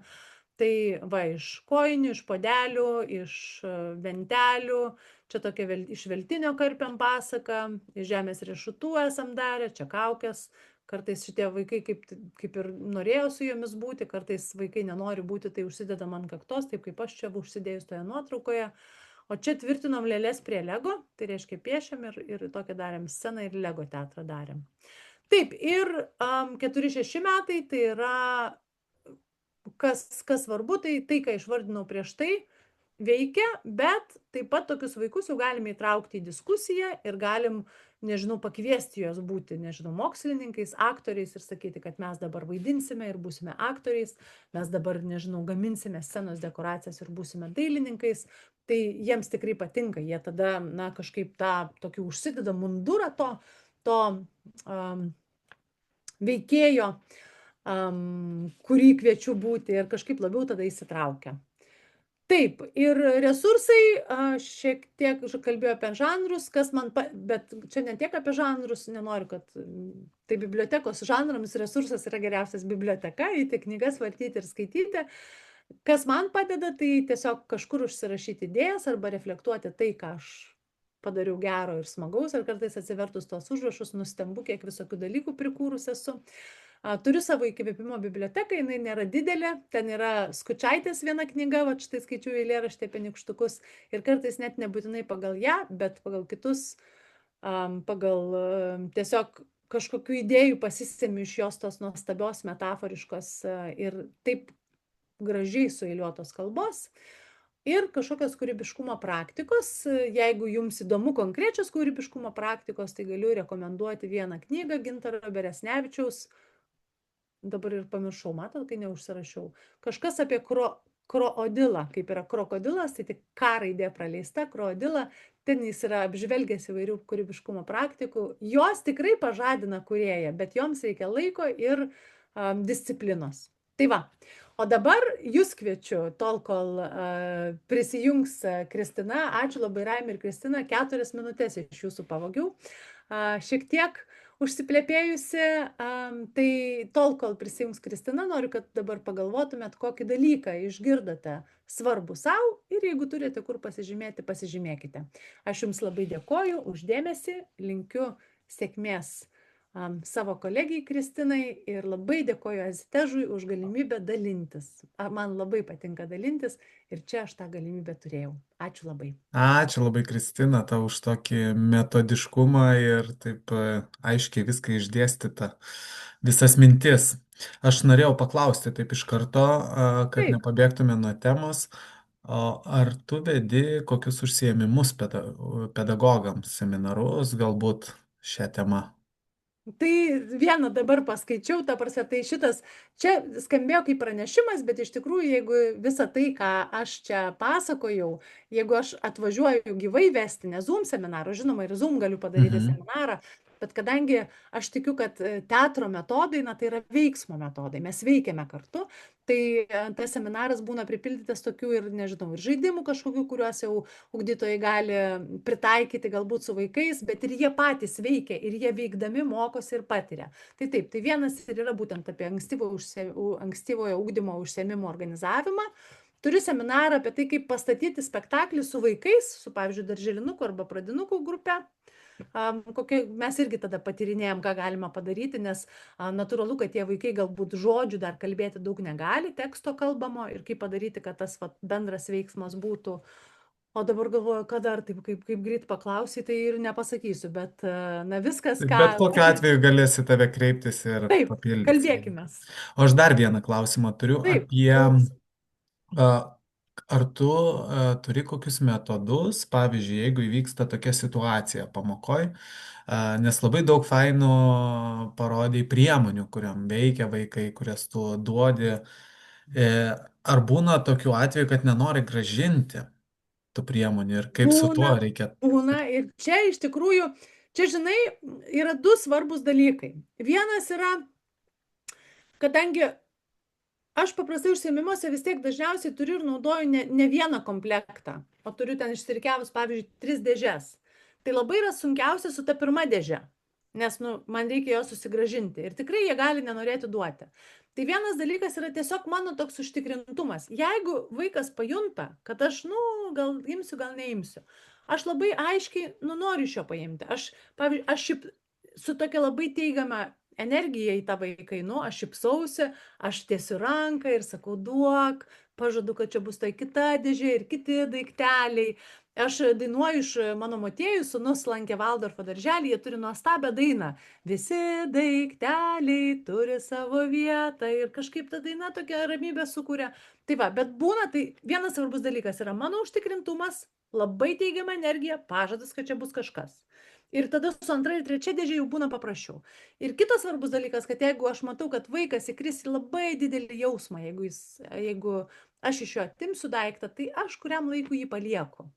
Iš tikrųjų, čia labai retas būna atvejis, aš tikrai stengiuosi susidėrėti, nes tas pasilikęs daiktas jis sukuria tokį, jeigu tai yra barškutis, tai sukuria realų triukšmą, bet jeigu tai nėra barškutis, tai jis vis tiek sukuria tokį triukšmą, gal vaizdinį triukšmą man.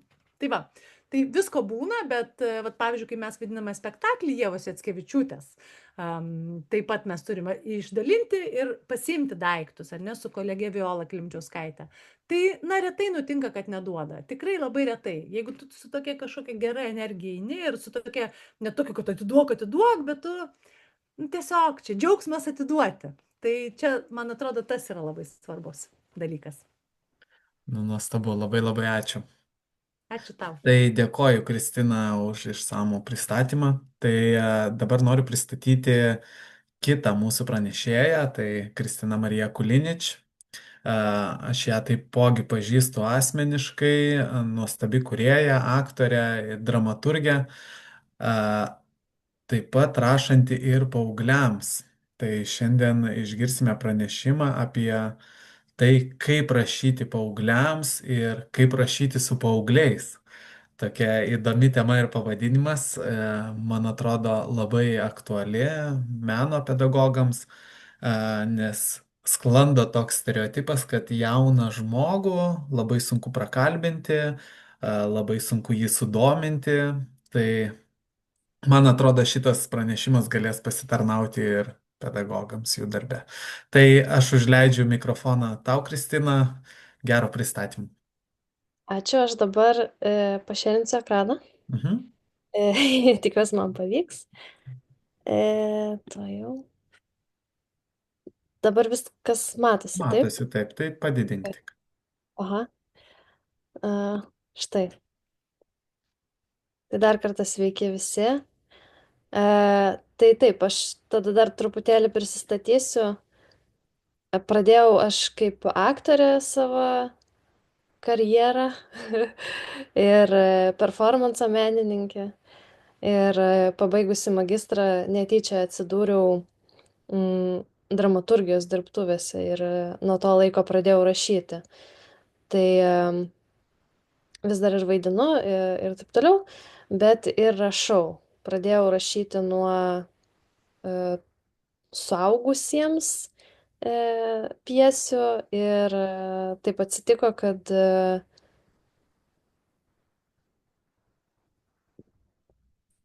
kelių metų bėgyje pradėjo atsirasti ir darbai skirti paaugliams, kas man buvo nemenkas iššūkis iš tikrųjų. Tai šiame pranešime aš pasidalinsiu, kaip aš rašau. Iš principo, koks yra procesas. Kas kartą procesas labai skiriasi priklausomai nuo medžiagos, priklausomai nuo temos. Tai tikiuosi, kad pasimatys ir tie skirtumai, ir tie panašumai. Ir pabandysiu kažkaip apibūdinti pačius metodus rašymo, kad būtų paprasčiau mąstyti apie rašymą ir kad ir patys mokytojai, pedagogai galbūt užsimanę kažką parašyti, jaustųsi drąsiai, bet taipogi galbūt galėtų pasiūlyti tuos metodus ir vaikam, paaugliam, arba nebūtinai viską, bet tam tikrus dalykus pasiūlyti paaugliam, kad iš jų ištraukti tam tikrą medžiagą, su kuria po to galima būtų dirbti. Tai vat ir tos metodus, ir netgi panašų pranešimą aš esu skaičius ir tiesiog paauglių klasėje, ir mes po to ten keletą valandų su jais rašėm ir kūrėm monologus. Tai žodžiu, šitas visas dalykas yra gan universalus. Tai va, tai pirmas dalykas, kurį aš labai visada akcentuoju ir mėgstu ir pati savo nuolatos kartoti, ir visada, jeigu vedu kokį seminarą, nesvarbu ar dirbu su mokytojais ar su paaugliais, papasakoti apie tai, kad aš pati nemėgau rašyti niekada ir nekenčiau rašyti ir tiesiog net neįsivaizdavau iki 24-5 metų, kad aš apskritai kada nors rašysiu.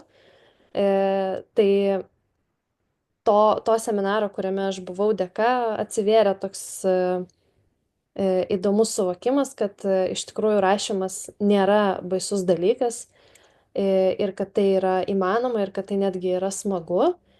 Svarbiausia tik tais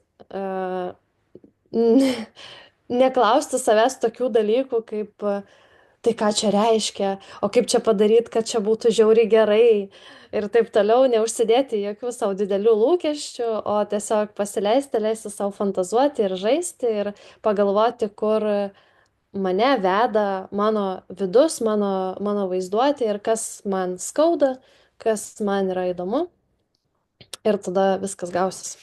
Tai štai, gerai, tada aš perinu prie skaidrių. Dramaturgija paaugliams. Labai keista šnekėti taip tik į ekraną, nematant nieko. Tai va, tai apskritai kūrybos etapus aš skirstau į tokias 3 dalis kūrybos etapą rašymo. Tai yra tyrimas, žaidimas ir repeticija. Ir tarp va šitų 3 etapų vyksta nesibaigianti redakcija. Apskritai, daug net, man atrodo, rašytojų patvirtins tokį dalyką, kad rašymas iš tikrųjų yra tiesiog nuolatinė redakcija. Kad šiaip net nevyksta niekada taip, kad atsisėdi ir paimi ir parašai, o bent jau man dažniausiai taip yra, kad aš rašau ir tada iš to kažkokio burbulo, kurį parašiau, redaguoju ir tada kažkas gaunasi. Tai iš esmės toks yra tas rašymo pasaulis. Bent jau aš jį tokį pažįstu. Ir taip apie jį mąstyti yra daug paprasčiau.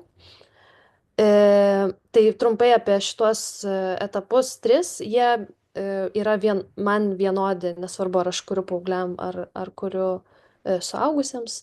Tai tyrimo etapas yra, kai aš žinau temą kažkokią, tai paprasčiausiai ėjimas į biblioteką, skaitimas knygų tą temą, straipsnių, kalbėjimasis su kažkokiais žmonėmis, kurie yra susiję su temos turiniu.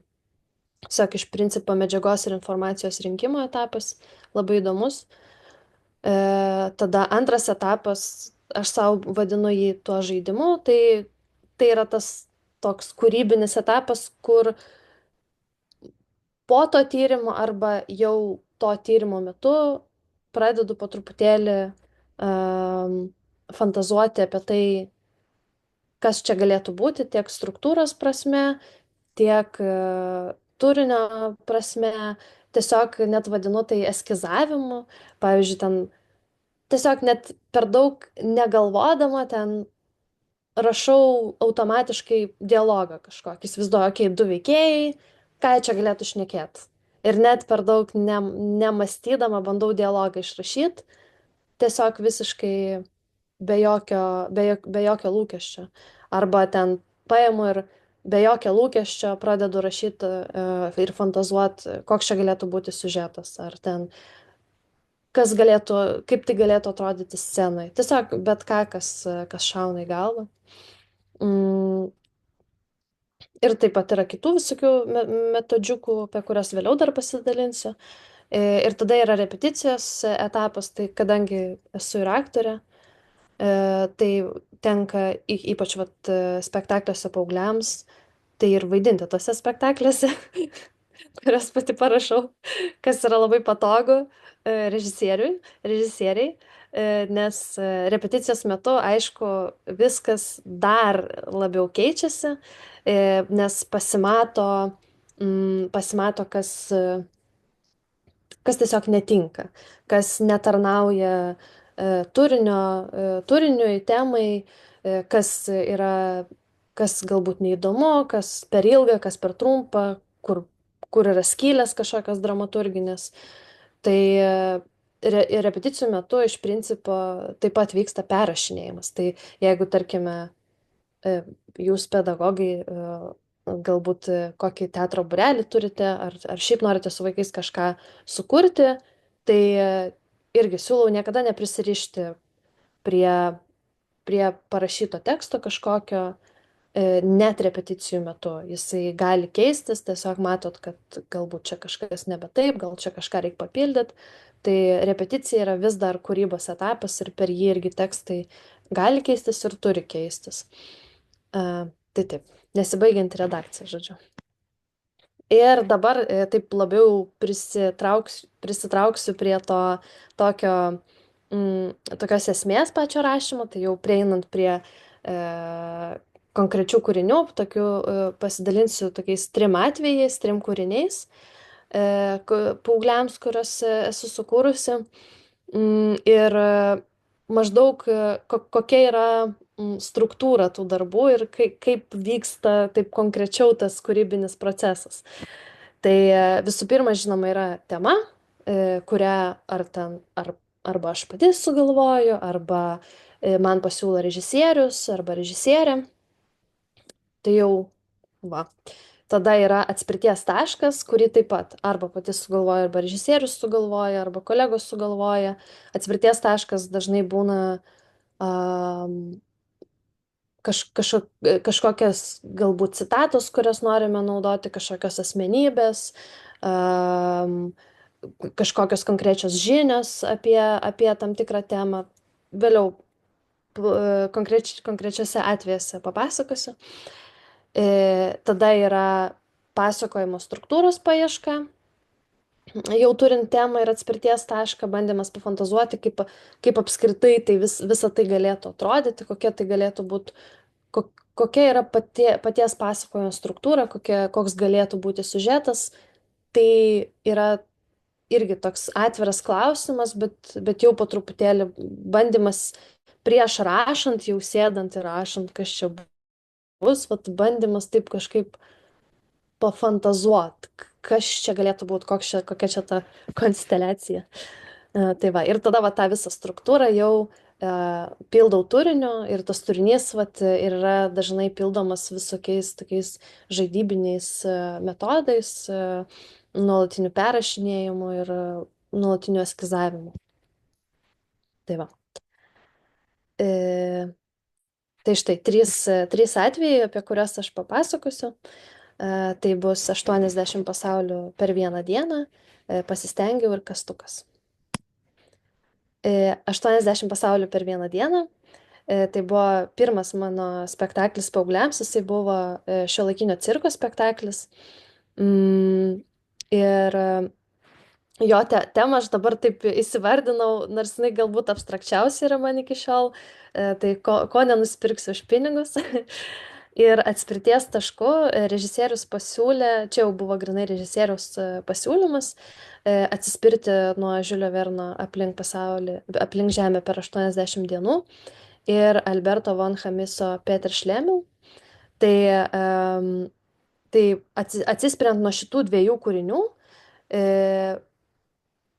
aš pradėjau galvoti apie tą būtent pasakojimo struktūrą, tą visą tinklą to pasaulio, kokį mes ten sukursim toje scenoje, toje dramaturgijoje. Tai čia aš dar noriu, ką aš noriu dar pasakyti šitą vietą, kad daug paprasčiau yra kurti, kai susigalvojam kažkokį tai būtent tą atspirties tašką, kad mes nepradedam kurti kažkaip nuo tiesiog atsėdam ir dabar ten tema meilė ir aš dabar ką čia apie tą meilę dabar parašyti. Tai pavyzdžiui, jeigu mano tema meilė, aš galiu sugalvoti, kad mano atspirties taškas yra kokie nors ten, nežinau, paveikslai kažkokio tai tapytojo, kuris ten tapė kažkokias ten bučinės scenas tenais ar kažkas tokio. Ir jau turėdama va šitą atspirties tašką, aš nuo jo galiu daug lengviau fantazuoti jau ir apie pasakojimo struktūrą ir taip toliau. Tai čia irgi toksai palengvinimas, nereikia bijoti skolintis iš kitų kūrėjų darbų ir cituoti juos, skolinti struktūrą ir taip toliau. Tai va čianais aš ir pasiėmiau, kad pasiskolinau tą pagrindinę Verno knygos sąlygą, kad vyko lažybos, kelionė, kad įvyko tam tikras moralas knygos pabaigoje, net patį tą moralą pasiskolinau ir netgi ir veikėjus, ta prasme. Tik tais aš viską apverčiau, kad veikėjai keliauja ne aplink pasaulį, o keliauja per planetas, kad tai yra labai labai tolima ateitis, kad žmonės keliauja per planetas. Lažybos yra apie tai, kad per vieną dieną, galima apkeliauti 80 skirtingų pasaulių. Yra pagrindinis veikėjas turtingas, ten pagal šitą mano sugalvotą siužetą, ten turtingas verslininkas pasisamdo jauną asistentą ir žodžiu, jie keliauja ir įvyksta įvairūs nuotykiai, kurių dėka transformuojasi tos abi asmenybės ir įvyksta tam tikra pamoka. Ir tenais taip pat ir įpyniau tą Alberto von Chamiso Peter Šlemil kaip tokį dar vaiduoklinį motyvą, kuris dar įsipynė į tą visą istoriją per monologus, per tokią, tai tapo to pagrindinio veikėjo transformacijos ašimi. Tai va. Tai va. Dabar galiu paskaityti trumpą tos pjesės pabaigos monologą, kuriame ir matysis, kaip panaudojau Peter Šlemil. Tai F, pagrindinis veikėjas, pabaigoje lieka planetoje, kuri kvepia kaip šaldytuvas, jisai nusprendžia negrįžti namo ir nusprendžia pabūti su savimi, nes jisai supranta, kad jis buvo labai godus ir, žodžiu, naikino viską aplinkui save dėl savo ambicijos. Ir štai pabaigoje jis pasako tokį monologą. Yra toks veikėjas, Peter Šlemė. Jis pardavė velniui savo šešėlį, iškeitė savo šešėlį į piniginę be dugno, nesibaigiančius turtus. Kažkaip taip. Tada visi pradėjo jo vengti, šaipytis. Žodžiu, visuomenė jo nebepriėmė, nes jis nebeturėjo šešėlio. Vėliau jis vėl susitiko tą velnį. Tas velnis sako jam, mainom tą tavo šešėlį į sielą. Jis atsako, ne. Žodžiu, taip ir liko be šešėlio, o pinigai kažkaip dingo, bet neatsimenu kaip. Nebeturiu nei šešėlio, nei pinigų, bet sunkus svoris nukrito man nuo krūtinės, pasakė jis kažkaip taip. Ir po to jis tiesiog paėmė ir užmigo po medžiu, o atsibudęs suprato, kad gali skraidyti. Jis apskrido žemę, pradėjo tyrinėti žoleles, atrado meilę gamtai. Gražu. Tai žodžiu, pats veikėjas cituoja tą Petrą Šlėmelį, bet cituoja, nes jisai tarsi yra išgyvenęs panašią transformaciją kaip Peteris Šlėmelis. Tai čia šitas variantas šito kūrybinio proceso yra visiškai tokio pobūdžio, kad iš esmės aš skolinausi labai daug kitų kūrėjų darbų ir atvirai juos citavau kūrinyje ir tai tikrai suteikia labai daug erdvės fantazuoti, nes jau yra ganėtinai daug kas užpildyta kitais. Tai nėra, kad reikia visiškai nuo balto lapo pradėti, tai dėl to labai rekomenduoju. Galima net ir vaikams duoti tokius pratimus, kurie atsispirdami nuo tam tikrų veikėjų, nuo tam tikrų jau parašytų knygų, siužetų, juos perdaro kažkaip kitaip. Tai puikiai tokia užduotis. Kitas spektaklis ir pjesė vadinosi Pasistengiau. Ir tema buvo užaugti su disleksija. Ir atspirties taškas labai paprastas. Kas yra disleksija? Tai reiškia, ką aš veikiau to tyrinėjimo metu, tai domėjausi apie disleksiją, kas tai yra. Tai irgi skaičiau ten ir podcastai ir taip toliau. Ir taip pat aš turiu bičiulę, kuri turi disleksiją. Tai ėmiau šios interviu bei konsultavausi su ją šią temą, kai jau turėjau struktūrą ir tam tikras idėjas ir klausiau jos, ar tai, ką aš sugalvojau, atitinka realybę ir ar atitinka jos patirtis. Tai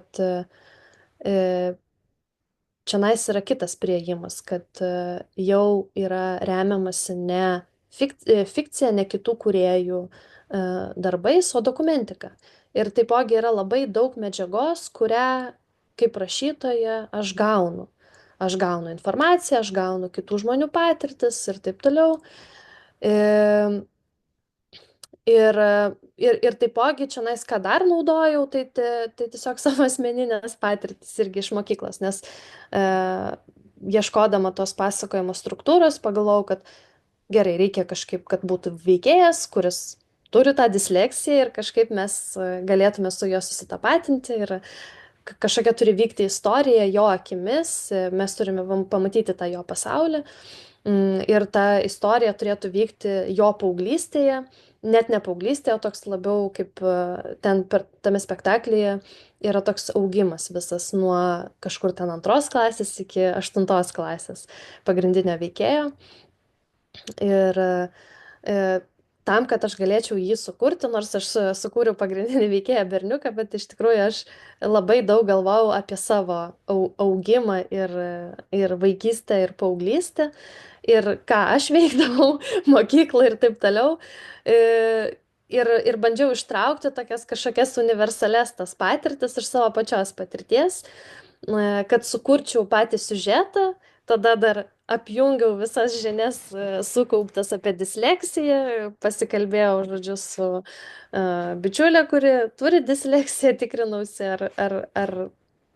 ar rezonuoja. Ir atsirado spektaklis Pasistengiau. kurio centre yra tas berniukas, kuris turi disleksiją. Tai čia yra trumpas irgi tekstukas, irgi monologas iš spektaklio, perskaitysiu dabar jį. Margiris buvo vardas to berniuko. Man rodos, kad Una galvojo, kad aš esu kvailas. Sunku su tom pirmūnėm. Aš labai stengiausi, tikrai. Pavyzdžiui, jeigu kažką garsiai skaitydavom klasėje, aš atsiskaičiuodavau pastraipas ir taip žinodavau, kurią man reikės skaityti. Tada, kol kiti skaito garsiai savo pastraipas, aš stengiuosi kuo daugiau kartų persiskaityti tą, kurią turėsiu skaityti aš. Ar supratau, apie ką tekstas? O koks skirtumas? Tai žodžiu, čia irgi grinai yra pavyzdys iš to, kaip kalbėjausi su ta bičiule apie jos patirtis mokykloje, kaip jie skaitydavo tekstus ir jinai strigdavo visą laiką. Būdavo viena baisiausių patirčių, tas skaitimas garsiai. Tai pagalvojau, kad tas dalykas tikrai labai verta įdėti į spektaklį šitą momentą, nes vaikam ir paaugliam, kurie turi disleksiją, jie galės su tuo susitapatinti, o vaikai, kurie to neturi, galės suprasti savo klasiokus ir klasiokės, kurie turi šitą dalyką. Tai va. Ir paskutinis atvejis, kurį aptarsiu, tai yra Kastukas, dabar vykstanti premjera spektaklio apie Čiurlionį. Na, aš tai įvardinčiau, kad spektaklis yra apie draugystę, tai tema yra draugystė, bet atspirties taškas yra būtent nesukurta Čiurlionio ir Sofijos Kymantaitės Čiurlionienės opera Jūratė. Tai vat čia buvo įdomu, vat tam tyrinėjimo etape skaičiau labai daug laiškų, būtent Čiurlionio susirašinėjimus su Sofija, ir taip pat radau Čiurlionio susirašinėjimus su jo geriausiu draugu Eugenijum Moravskiu. Ir šitas dalykas būtent ir pagimdė tą idėją daryti spektaklį apie draugų kompaniją, kurie bando įsivaizduoti, įsijausti, kad yra Sofija, Čiurlionis ir Eugenijus, ir kurie bando sukurti taip ir nespėta sukurti Čiurlionio operą Jūratė. Nes irgi skaitant tuos laiškus, pamačiau, kad jie fantazavo, Čiurlionis su Sofija fantazavo apie tą, norėjo sukurti operą Jūratė, apie Jūratę ir Kastytį, ir tenai buvo daug jų, nemažai susirašinėjimų, po to radau ir eskizų, ir šitas dalykas pagimdė tą norą sukurti spektaklį apie tai, kaip paaugliai kuria spektaklį vietoj, norėdami užbaigti tą Čiurlionio neužbaigtą operą, sugalvoja, kad jie tai padarys, bet tam, kad jie tai padarytų, jie turi įsijausti, kad jie yra Čiurlionis, Sofija. Ir tuo pačiu, kadangi turi trečią draugą, kaip čia dabar padaryti, kad ir jisai būtų įtrauktas į šitą dalyką, tai jie sako, gerai, tu irgi kursi su mumis tą operą, nors taip nebuvo, tu nekūrei tos operos, bet tu buvai geriausias draugas Čiurlionio, tai įsivaizduosim, kad tu irgi buvai šitam projekte prikabintas, žodžiu. Tai va, ką aš čia padariau, tai visiškai kaip ir atsispyriau nuo dokumentikos, atsispyriau nuo realių faktų, kurdama siužetą, bet vėlgi aš truputėlį įdėjau tokios fikcijos ir fantazijos, o kas jeigu jie būtų kūrę tą operą trise ir kokia tai būtų buvus draugystė. Nes, kaip žinome, Čiurlionis ir Sofija, tarp jų buvo labai graži ne tik meilė, bet ir draugystė, tarpusavio supratimas ir tokia sielų draugystė, sakyčiau, bent jau skaitant laiškus, tai netrodė vien tik tais kaip toks romantinis ryšys, bet ir labai intelektualinis stiprus ryšys. E, ir taipogi stiprus ryšys buvo Čiurlionio ir Eugenijaus. Tai vat apie tą ryšį norėjosi kalbėti, o pagrindas tam ryšiui kurtis scenoje, tai pasirodė kaip tinkamas dalykas, vat būtent kad neva tai jie tarpusavį kūrė tą operą ir kaip jiems sektųsi kurti ir kaip ta jų draugystė, kokius iššūkius patirtų, jeigu jie trise bandytų sukurti tą operą. Tai va, ir taip pat pasirodė, vat, kuom vėlgi čia jau labai toks kompleksiškas gaunasi darbas iš tos pusės, kad daug jungiasi vat, tų dedamųjų. Dar viena iš tų dedamųjų, vėlgi panašiai kaip pasistengiau, yra bandymas prisiminti irgi savo paauglystės patirtis, kaip būdavo, kai reikėdavo mokyklai kurti projektus, kai būna suskirsto grupėm ir jūs ten grupėje turite, tai padarykit projektą apie Čiurlionį dabar vaikai. Tai pat norėsiu dar ir tą patirtį irgi įdėti, nes kad vis tiek tai yra, kadangi spektaklis yra skirtas paaugliams, tai norisi to, kad paaugliai turėtų tą ryšį, kaip pasakyti, kad jie galėtų tapatintis su personažais, tai mes irgi ir nevaidinam čia nei Čiurlionio, nei Sofijos, nei Eugenijaus, o vaidinam mokinius, kurie iš esmės yra kaip ir teatro būrelį, bet jie kaip ir daro bendrą projektą, to prasme. Tai vat tokį radom raktą, kuriant tą dramaturgiją, kad vaikai galėtų susitapatintis. Ir sakau, radom, nes irgi vat, jaučiuosi, kad tai yra labai labai stipriai kolektyvinis darbas. Ir vat, vėlgi, jeigu čia pedagogam, jeigu norite kažką sukurti, tai visada yra gerai taip paleisti šiek tiek vadeles ir leisti darbui kisti, prisidedant kitiems žmonėm ir komandai. Tai jeigu vaikai, tarkim, jeigu darot su vaikais, tai ir suteikti tos galios jiems keisti tą dramaturgiją. Ir jeigu darote tarpusavį su kitais mokytojais ar kolegom, tai vat tas kolektyviškumas ir bendri sprendimai kartais jie irgi atneša daug geresnius rezultatus, negu kad jeigu aš viena, pavyzdžiui, atsisėsčiau ir parašyčiau čia pjesę. Aš kaip ir esu atsakinga už ją, bet labai, labai daug įtakos duoda kiti komandos nariai. Tai šiuo atveju aktoriai ir režisierė Ieva Jackevičiūtė. Tai, man atrodo, dar ir šitas darbas ne tik yra apie kolektyvinį darbą, bet ir yra kolektyvinis darbas didelė dalim iš dramaturginės pusės. Tai va. Dabar truputėlį, štai tekstas, kurį galiu greitai perskaityti, ištraukėlį iš spektaklio. Netgi aš nekeičiau mūsų vardų, tai yra tarsi Kristina, Raimondas ir Andrius vaidina. Tai čia yra viena iš pradžios scenų. Kristina sako, šiaip Jūratė, Sofija ir Čiurlionis kūrė dviese. Raimondas sako, taip, tada kūrė dviese, o dabar dar geriausią draugą prikabinsim, ok? Andrius sako, geriausią draugą? Ok, tada darom.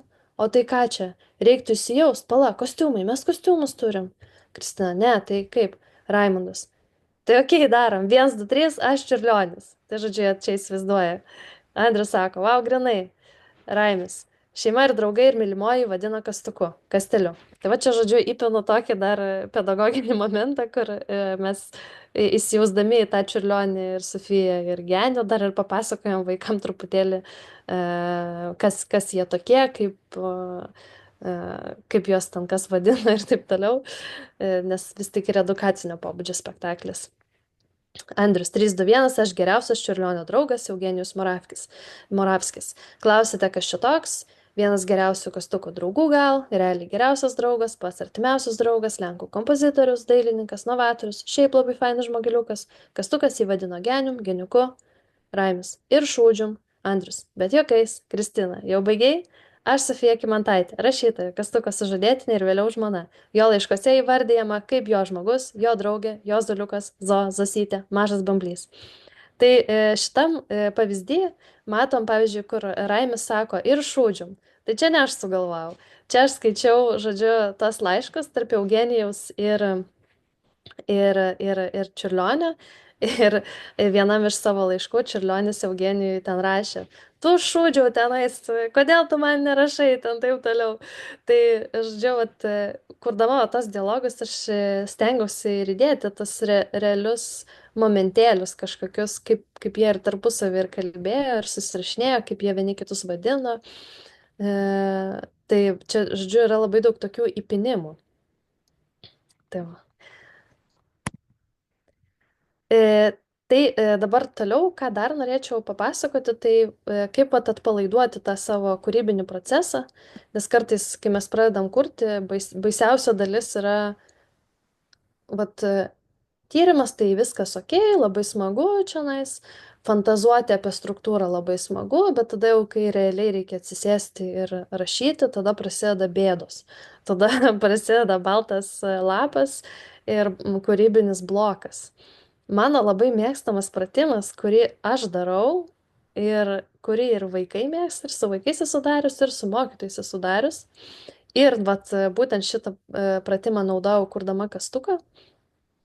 Ir būtent kurdama va, tos įsivaizduojamos operos Jūratė libreto gabaliuką, aš pasėmiau, atsispausdinau vieną susirašinėjimą Čiurlionio ir Sofijos, kur grinai jie kalbėjosi apie Jūratę ir Kastytį ir jie kažkaip, žodžiu, tam laiške taip fantazavo, kas čia galėtų būti, kaip Jūratė tarsi kreipėsi Sofija į Čiurlionį, o Čiurlionis į Sofiją taip kreipėsi, tarsi jis būtų Kastytis ir jie ten kalba apie tas bangas, apie tą vandenį, ten, žodžiu, daug nuorodų į tą visą legendą, padavimą.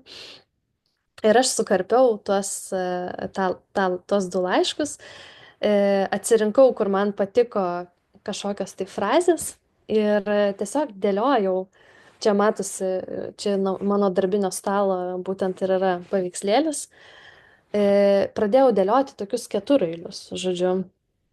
Ir gavosi. Tai buvo labai tikrai, ir būtent iš jų laiškų nieko savo nepridėjau, bet būtent iš jų laiškų, kaip jie vienas į kitą kreipėsi, taip tarsi vienas būtų Jūratė, kitas Kastytis, susidėliojo ten gal 5 ar 4 ketureiliai, kurie ir skamba taip tarsi kalbėtųsi Jūratė su Kastyčiu, bet tai yra Čiurlionio ir Sofijos žodžiai.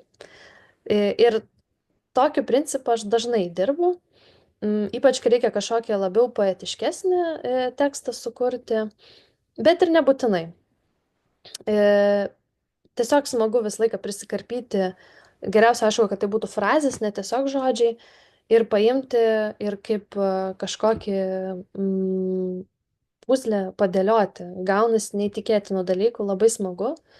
Ir net jeigu po to nenaudojant to teksto, tai nuo to teksto, kuris gavosi nuo tų baltų eilių, galima spirtis ir atrasti kažkokių tai ar kalbos formų įdomesnių, ar kažkokį įdomesnį sakinį, ar kažkokią įžangą įdomią. Tikrai labai rekomenduoju. Toksai iš nieko atsiranda staiga tekstas. Būna susikarpau žurnalus, būna šiaip prisispausdinu kažkokių nesąmonių, susikarpau ir dėlioju. Labai smagu. Kitas, tai čia yra ta praktika tokia visiškai mainstreaminė, minčių srautas.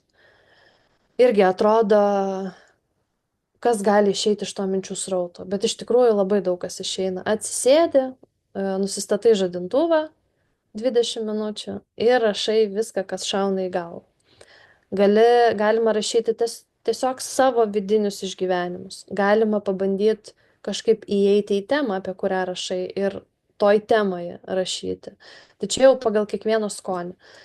Svarbiausia yra tiesiog neatitraukti rankos, rašyti ir negalvoti. Jeigu nežinau, ką rašyti, yra nežinau ką rašyti, ten baltas skėtis, raudona lempa, viską, ką matau, ką girdžiu, tada kaip jaučiuosi, ką šiandien sapnavau, ką ryte valgiau, čiurlionis, visiškai bet ką. Ir iš tikrųjų neįtikėtina, bet pradeda lysti labai įdomus dalykai. Tai dažnai, pavyzdžiui, aš ten ar per 20 minučių prirašau, arba paimu, ten tikslas būna 3-4 lapai, pavyzdžiui, prirašyti. Ir tada dažnai būna, kad rašydama jau atsimenu, kažkur čia buvo geros vietos, kažkokios įdomios, grįžtu prie to teksto, pasibraukiu ir, ir turiu jau kažką arba idėjas, arba teksto ištraukas ir taip toliau. Taip pat šitą metodą aš naudoju ir aš jį savo dar kitaip kartais įsivardinu, tai vat minėjau prieš tai, įsivardinu kaip eskizavimą. Tai aš paimu ir, tarkim, vat, jeigu aš jau įsivardinau, kad aš turėsiu, jeigu įmant vat, kastuką, turėsiu 3 veikėjus, Sofiją, Čiurlionį ir Genio, ir jie čia bando sukurti operą. Gerai, tai jie dabar yra kažkokioje erdvėje ir jie 3 bando kurti. Aš savo įsivardinu galvoje šitas aplinkybės ir aš tiesiog pradedu rašyti dialogą, negalvodama. Leidžiu, čia irgi toks senas geras rašytojų triukas, kur taip pat aš jį ten vos ne iš YouTube išmokau, bet jis tikrai veikia.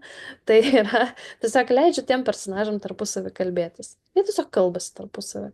Aš iš principo nieko nedarau. Jie kalbasi ir jie ten kalba, jau ten nusišneka ratais, vaikšto tą patį per tą patį kalbą, bet po to galima iš to jau žiūrėti, aha, va čia kažkas įdomaus įvyko ir tada prasideda. Atsirenku, tada redaguoju, atnešu į repeticijų salę, dar režisierė priredaguoja, dar aktoriai savo įneša ir ten jau visiškai viskas pasikeičia, žodžiu. Tai va, ir kitas dalykas, kuris labai labai padeda, jeigu va yra tasai, nu, tose pirminėse stadijose, kai nieko nėra, kai dar tik tais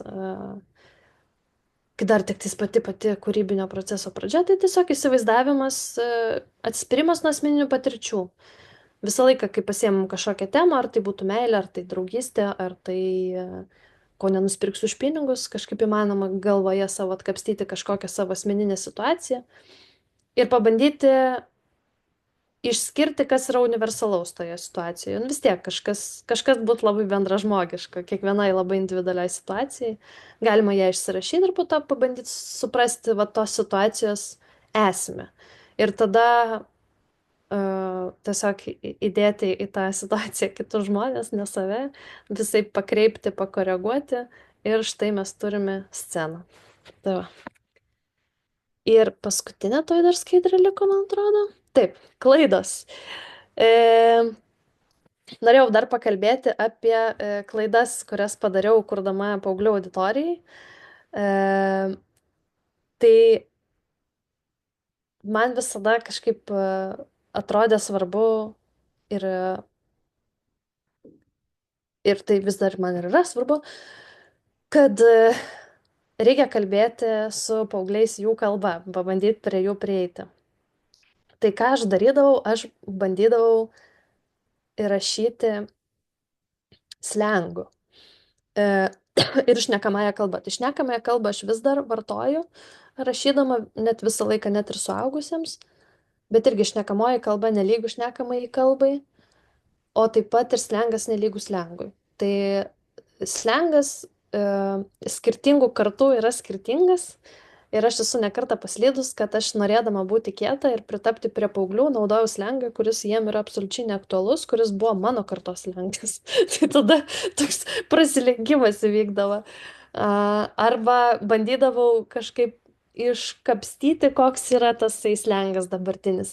Ir jisai, nors ir pavyksta jį iškapstyti, jisai kartais vis tiek šiek tiek dirbtinai skamba, nes jis neturi to tokio natūralaus, kadangi tai nėra mano slengas, mano kartos, aš neturiu tokios natūralios prieigos prie to slengo ir vis tiek skamba dirbtinai, skamba kaip pataikavimas kažkoks, kaip bandymas įsiteikti.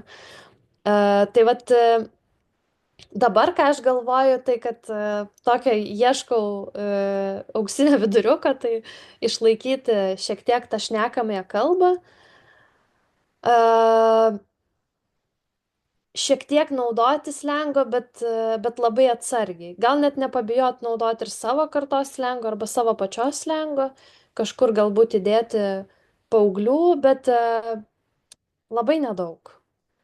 Grinai dėl to, kad jis labai ir kintantis yra nuolatos ir jisai greitai tampa nebeaktualus. Kažkas, ką užrašiau prieš metus, jau dabar būtų nebeaktualu. Ir dėl to, kad jis vis tik tai nėra labai, kadangi aš su paaugliais nėra, kad leidžiu kiekvieną dieną, tai jis turbūt man taip natūraliai net neįsideda, jis įsipina į mano kartos kalbėjimo manierą ir skamba gan keistai. Tai va, tada dar vienas dalykas, tai yra trendai, tai yra visokie ten brain rota ten vadinamieji dalykai ir panašiai, ką paaugliai ten daro, ten 6-7 ir taip toliau. Tai šitos dažnai norisi įdėti ir jie dažniausiai atsiranda jau repeticijų laikotarpį arba spektaklių rodymo laikotarpį, bet su šitais dalykais irgi pastebėjau, kad reikia labai atsargiai, nes paaugliai labai pradeda dūkti. Jie pameta siužetą, pameta, kas vyksta, jiem būna toks, kur ten mes pasakėm 6-7 ir ten jie visiškai dūkt pradeda ir nebeseka spektaklio, jiem jau nebeįdomu ir net nebesuprasi, ar čia jiems patiko, kad mes šitai dėjom, ar ne, ar čia gal cringe'as kažkoks gavosi. Tai nežinau, labai labai atsargiai su tuo. Tarsi atrodo paimi tą auditoriją, bet tuo pačiu ją ir prarandi. Ir dar viena klaida, kurią aš vis dar darau, tai nedarykit per ilgi monologai. Neįdomu, vaikam ilgi monologai. Reikia trumpų ir apie esmę. Suaugusiųjų spektaklyje galima dėti tokį puslapio monologą ir visi mandagiai klausys, o paauglių spektaklyje niekam neįdomu, po 3 sakinių būna jau. Tai va. Tai va. Tiek. Manau, kad tiek. Dabar laukiu klausimų. Tai labai smagu, Kristina, buvo išgirsti tavo pristatymą. Džiugu, kad kuri paaugliams ir tikiuosi, kad mokytojams net ir daug tokių žargoninių žodžių nuskambėjo, kurių jie gal net ir nežinos. Bet pirmas klausimas tau, kaip tau atrodo, ar mokytojas turi žinoti slengą, žargoną, kurį jaunimas vartoja kasdienybėje, ar ne? Aš manau, kad tai yra neišvengiama, nes aš nežinau, man atrodo, kad jis turbūt nuolatos girdi, jeigu būna klasėje. Aišku, gal visko ir nežino mokytojas, bet jeigu artimam kontakte su vaikais, Na, nežinau, tiesiog man aš įdomu, kokia nuomonė, žinai, ar jisai turi žinoti ir būti kontekste, ką kalba jauni žmonės, ar tai nėra labai jau kažkaip svarbu, nes mano nuomonė, tai man atrodo, kad labai svarbu žinoti, ką jie kalba, kaip kuo dalinasi ir ką tie žodžiai reiškia, net ir kūryboje, kai jie naudoja. Tai gal. taip, turbūt, kad ne, čia gal pasirinkim. Aš dar šiandien svarščiau, kad kažkiek man atėjo tokia mintis, kad o gal reikia jiem palikti tą žargoną kaip jų dalyką. Nes man Mhm. atrodo, kad jie dėl to ir susikuria savo va, tuos visus, kad tai yra jų pasaulis. Ir kai mes bandom įeiti į tą pasaulį, tai iš karto griūna. Ta prasme, kad jie tada susikuria naują. Mhm. Tai yra jų identiteto dalis ir dažnai taip atsitinka, kad jeigu mes norim jį pažinti, net iš gerų paskatų vedini, bet jiems to nereikia, nes man atrodo, kad jie tam ir susikuria, kad jie turėtų kažką savo, nes man atrodo, paauglystė juk ir yra dažnai didelė dalim apie tai, kad tu nori atsiskirti nuo, nurasti tą skirtumą, kas aš esu, ir ta grupė nori atsiskirti nuo tų suaugusių ir turėti tą savo kažkokį dalyką, vat, savo tos mm, juokelius, Mhm.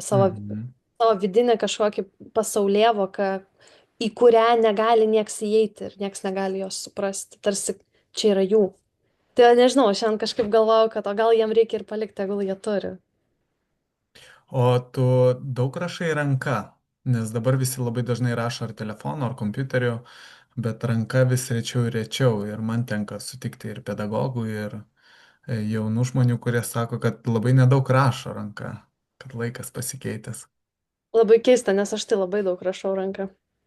Va tas, kur automatinis rašymas, tai jisai vertingas, man atrodo, tik tada, kai ranka rašai.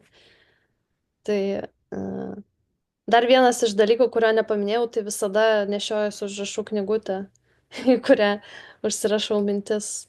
Mokytojai, jeigu pradėsit kurti, tai tikrai nuolat vidury nakties ar einant gatve ar važiuojant troleibusu ateis minčių ir reiks jas būtinai užsirašyti, nes pamiršit. Tai knygutė arba į telefoną, nu. Taip, taip. Nu tai ką, tai labai labai ačiū. Galiu tik tai pakviesti nuimti skaidrės, stop sharing, paspaust. Šitas. Jo. Tai labai džiaugiuosi dėl šiandienos pranešimų, tokių metodiškų, plačių, su labai daug pavyzdžių, man atrodo labai vertinga medžiaga. Tai tikrai drąsiai kviečiu kreiptis į šiuos du lektorius, jeigu norėsit kažko paklausti ar pasidalinti, tai man atrodo jie drąsiai atsakys ar pasiūlys kažką. O šios diskusijos tiltai tarp, ne diskusijos, o seminaro tiltai tarp scenos meno ir ūkdymo susitikimą jau baigiame. Ir jeigu žiūrovai, kurie žiūrės šį vaizdo įrašą, šį seminarą, norėtų kažko paklausti, tai padarykite tai komentaruose. Ir mes pabandysime atsakyti ir patys lektoriai matys, ką jūs uždavėt. Ir dar parašykit būtinai, ką išsinešat iš šiandien dienos.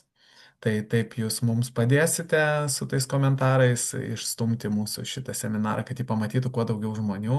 Tai būsime labai dėkingi ir tikrai džiaugsimės, jeigu galėsime ką nors atsakyti. Tai šiandien buvau aš, Raimondas Klezys, kuris moderavo visą šitą seminarą.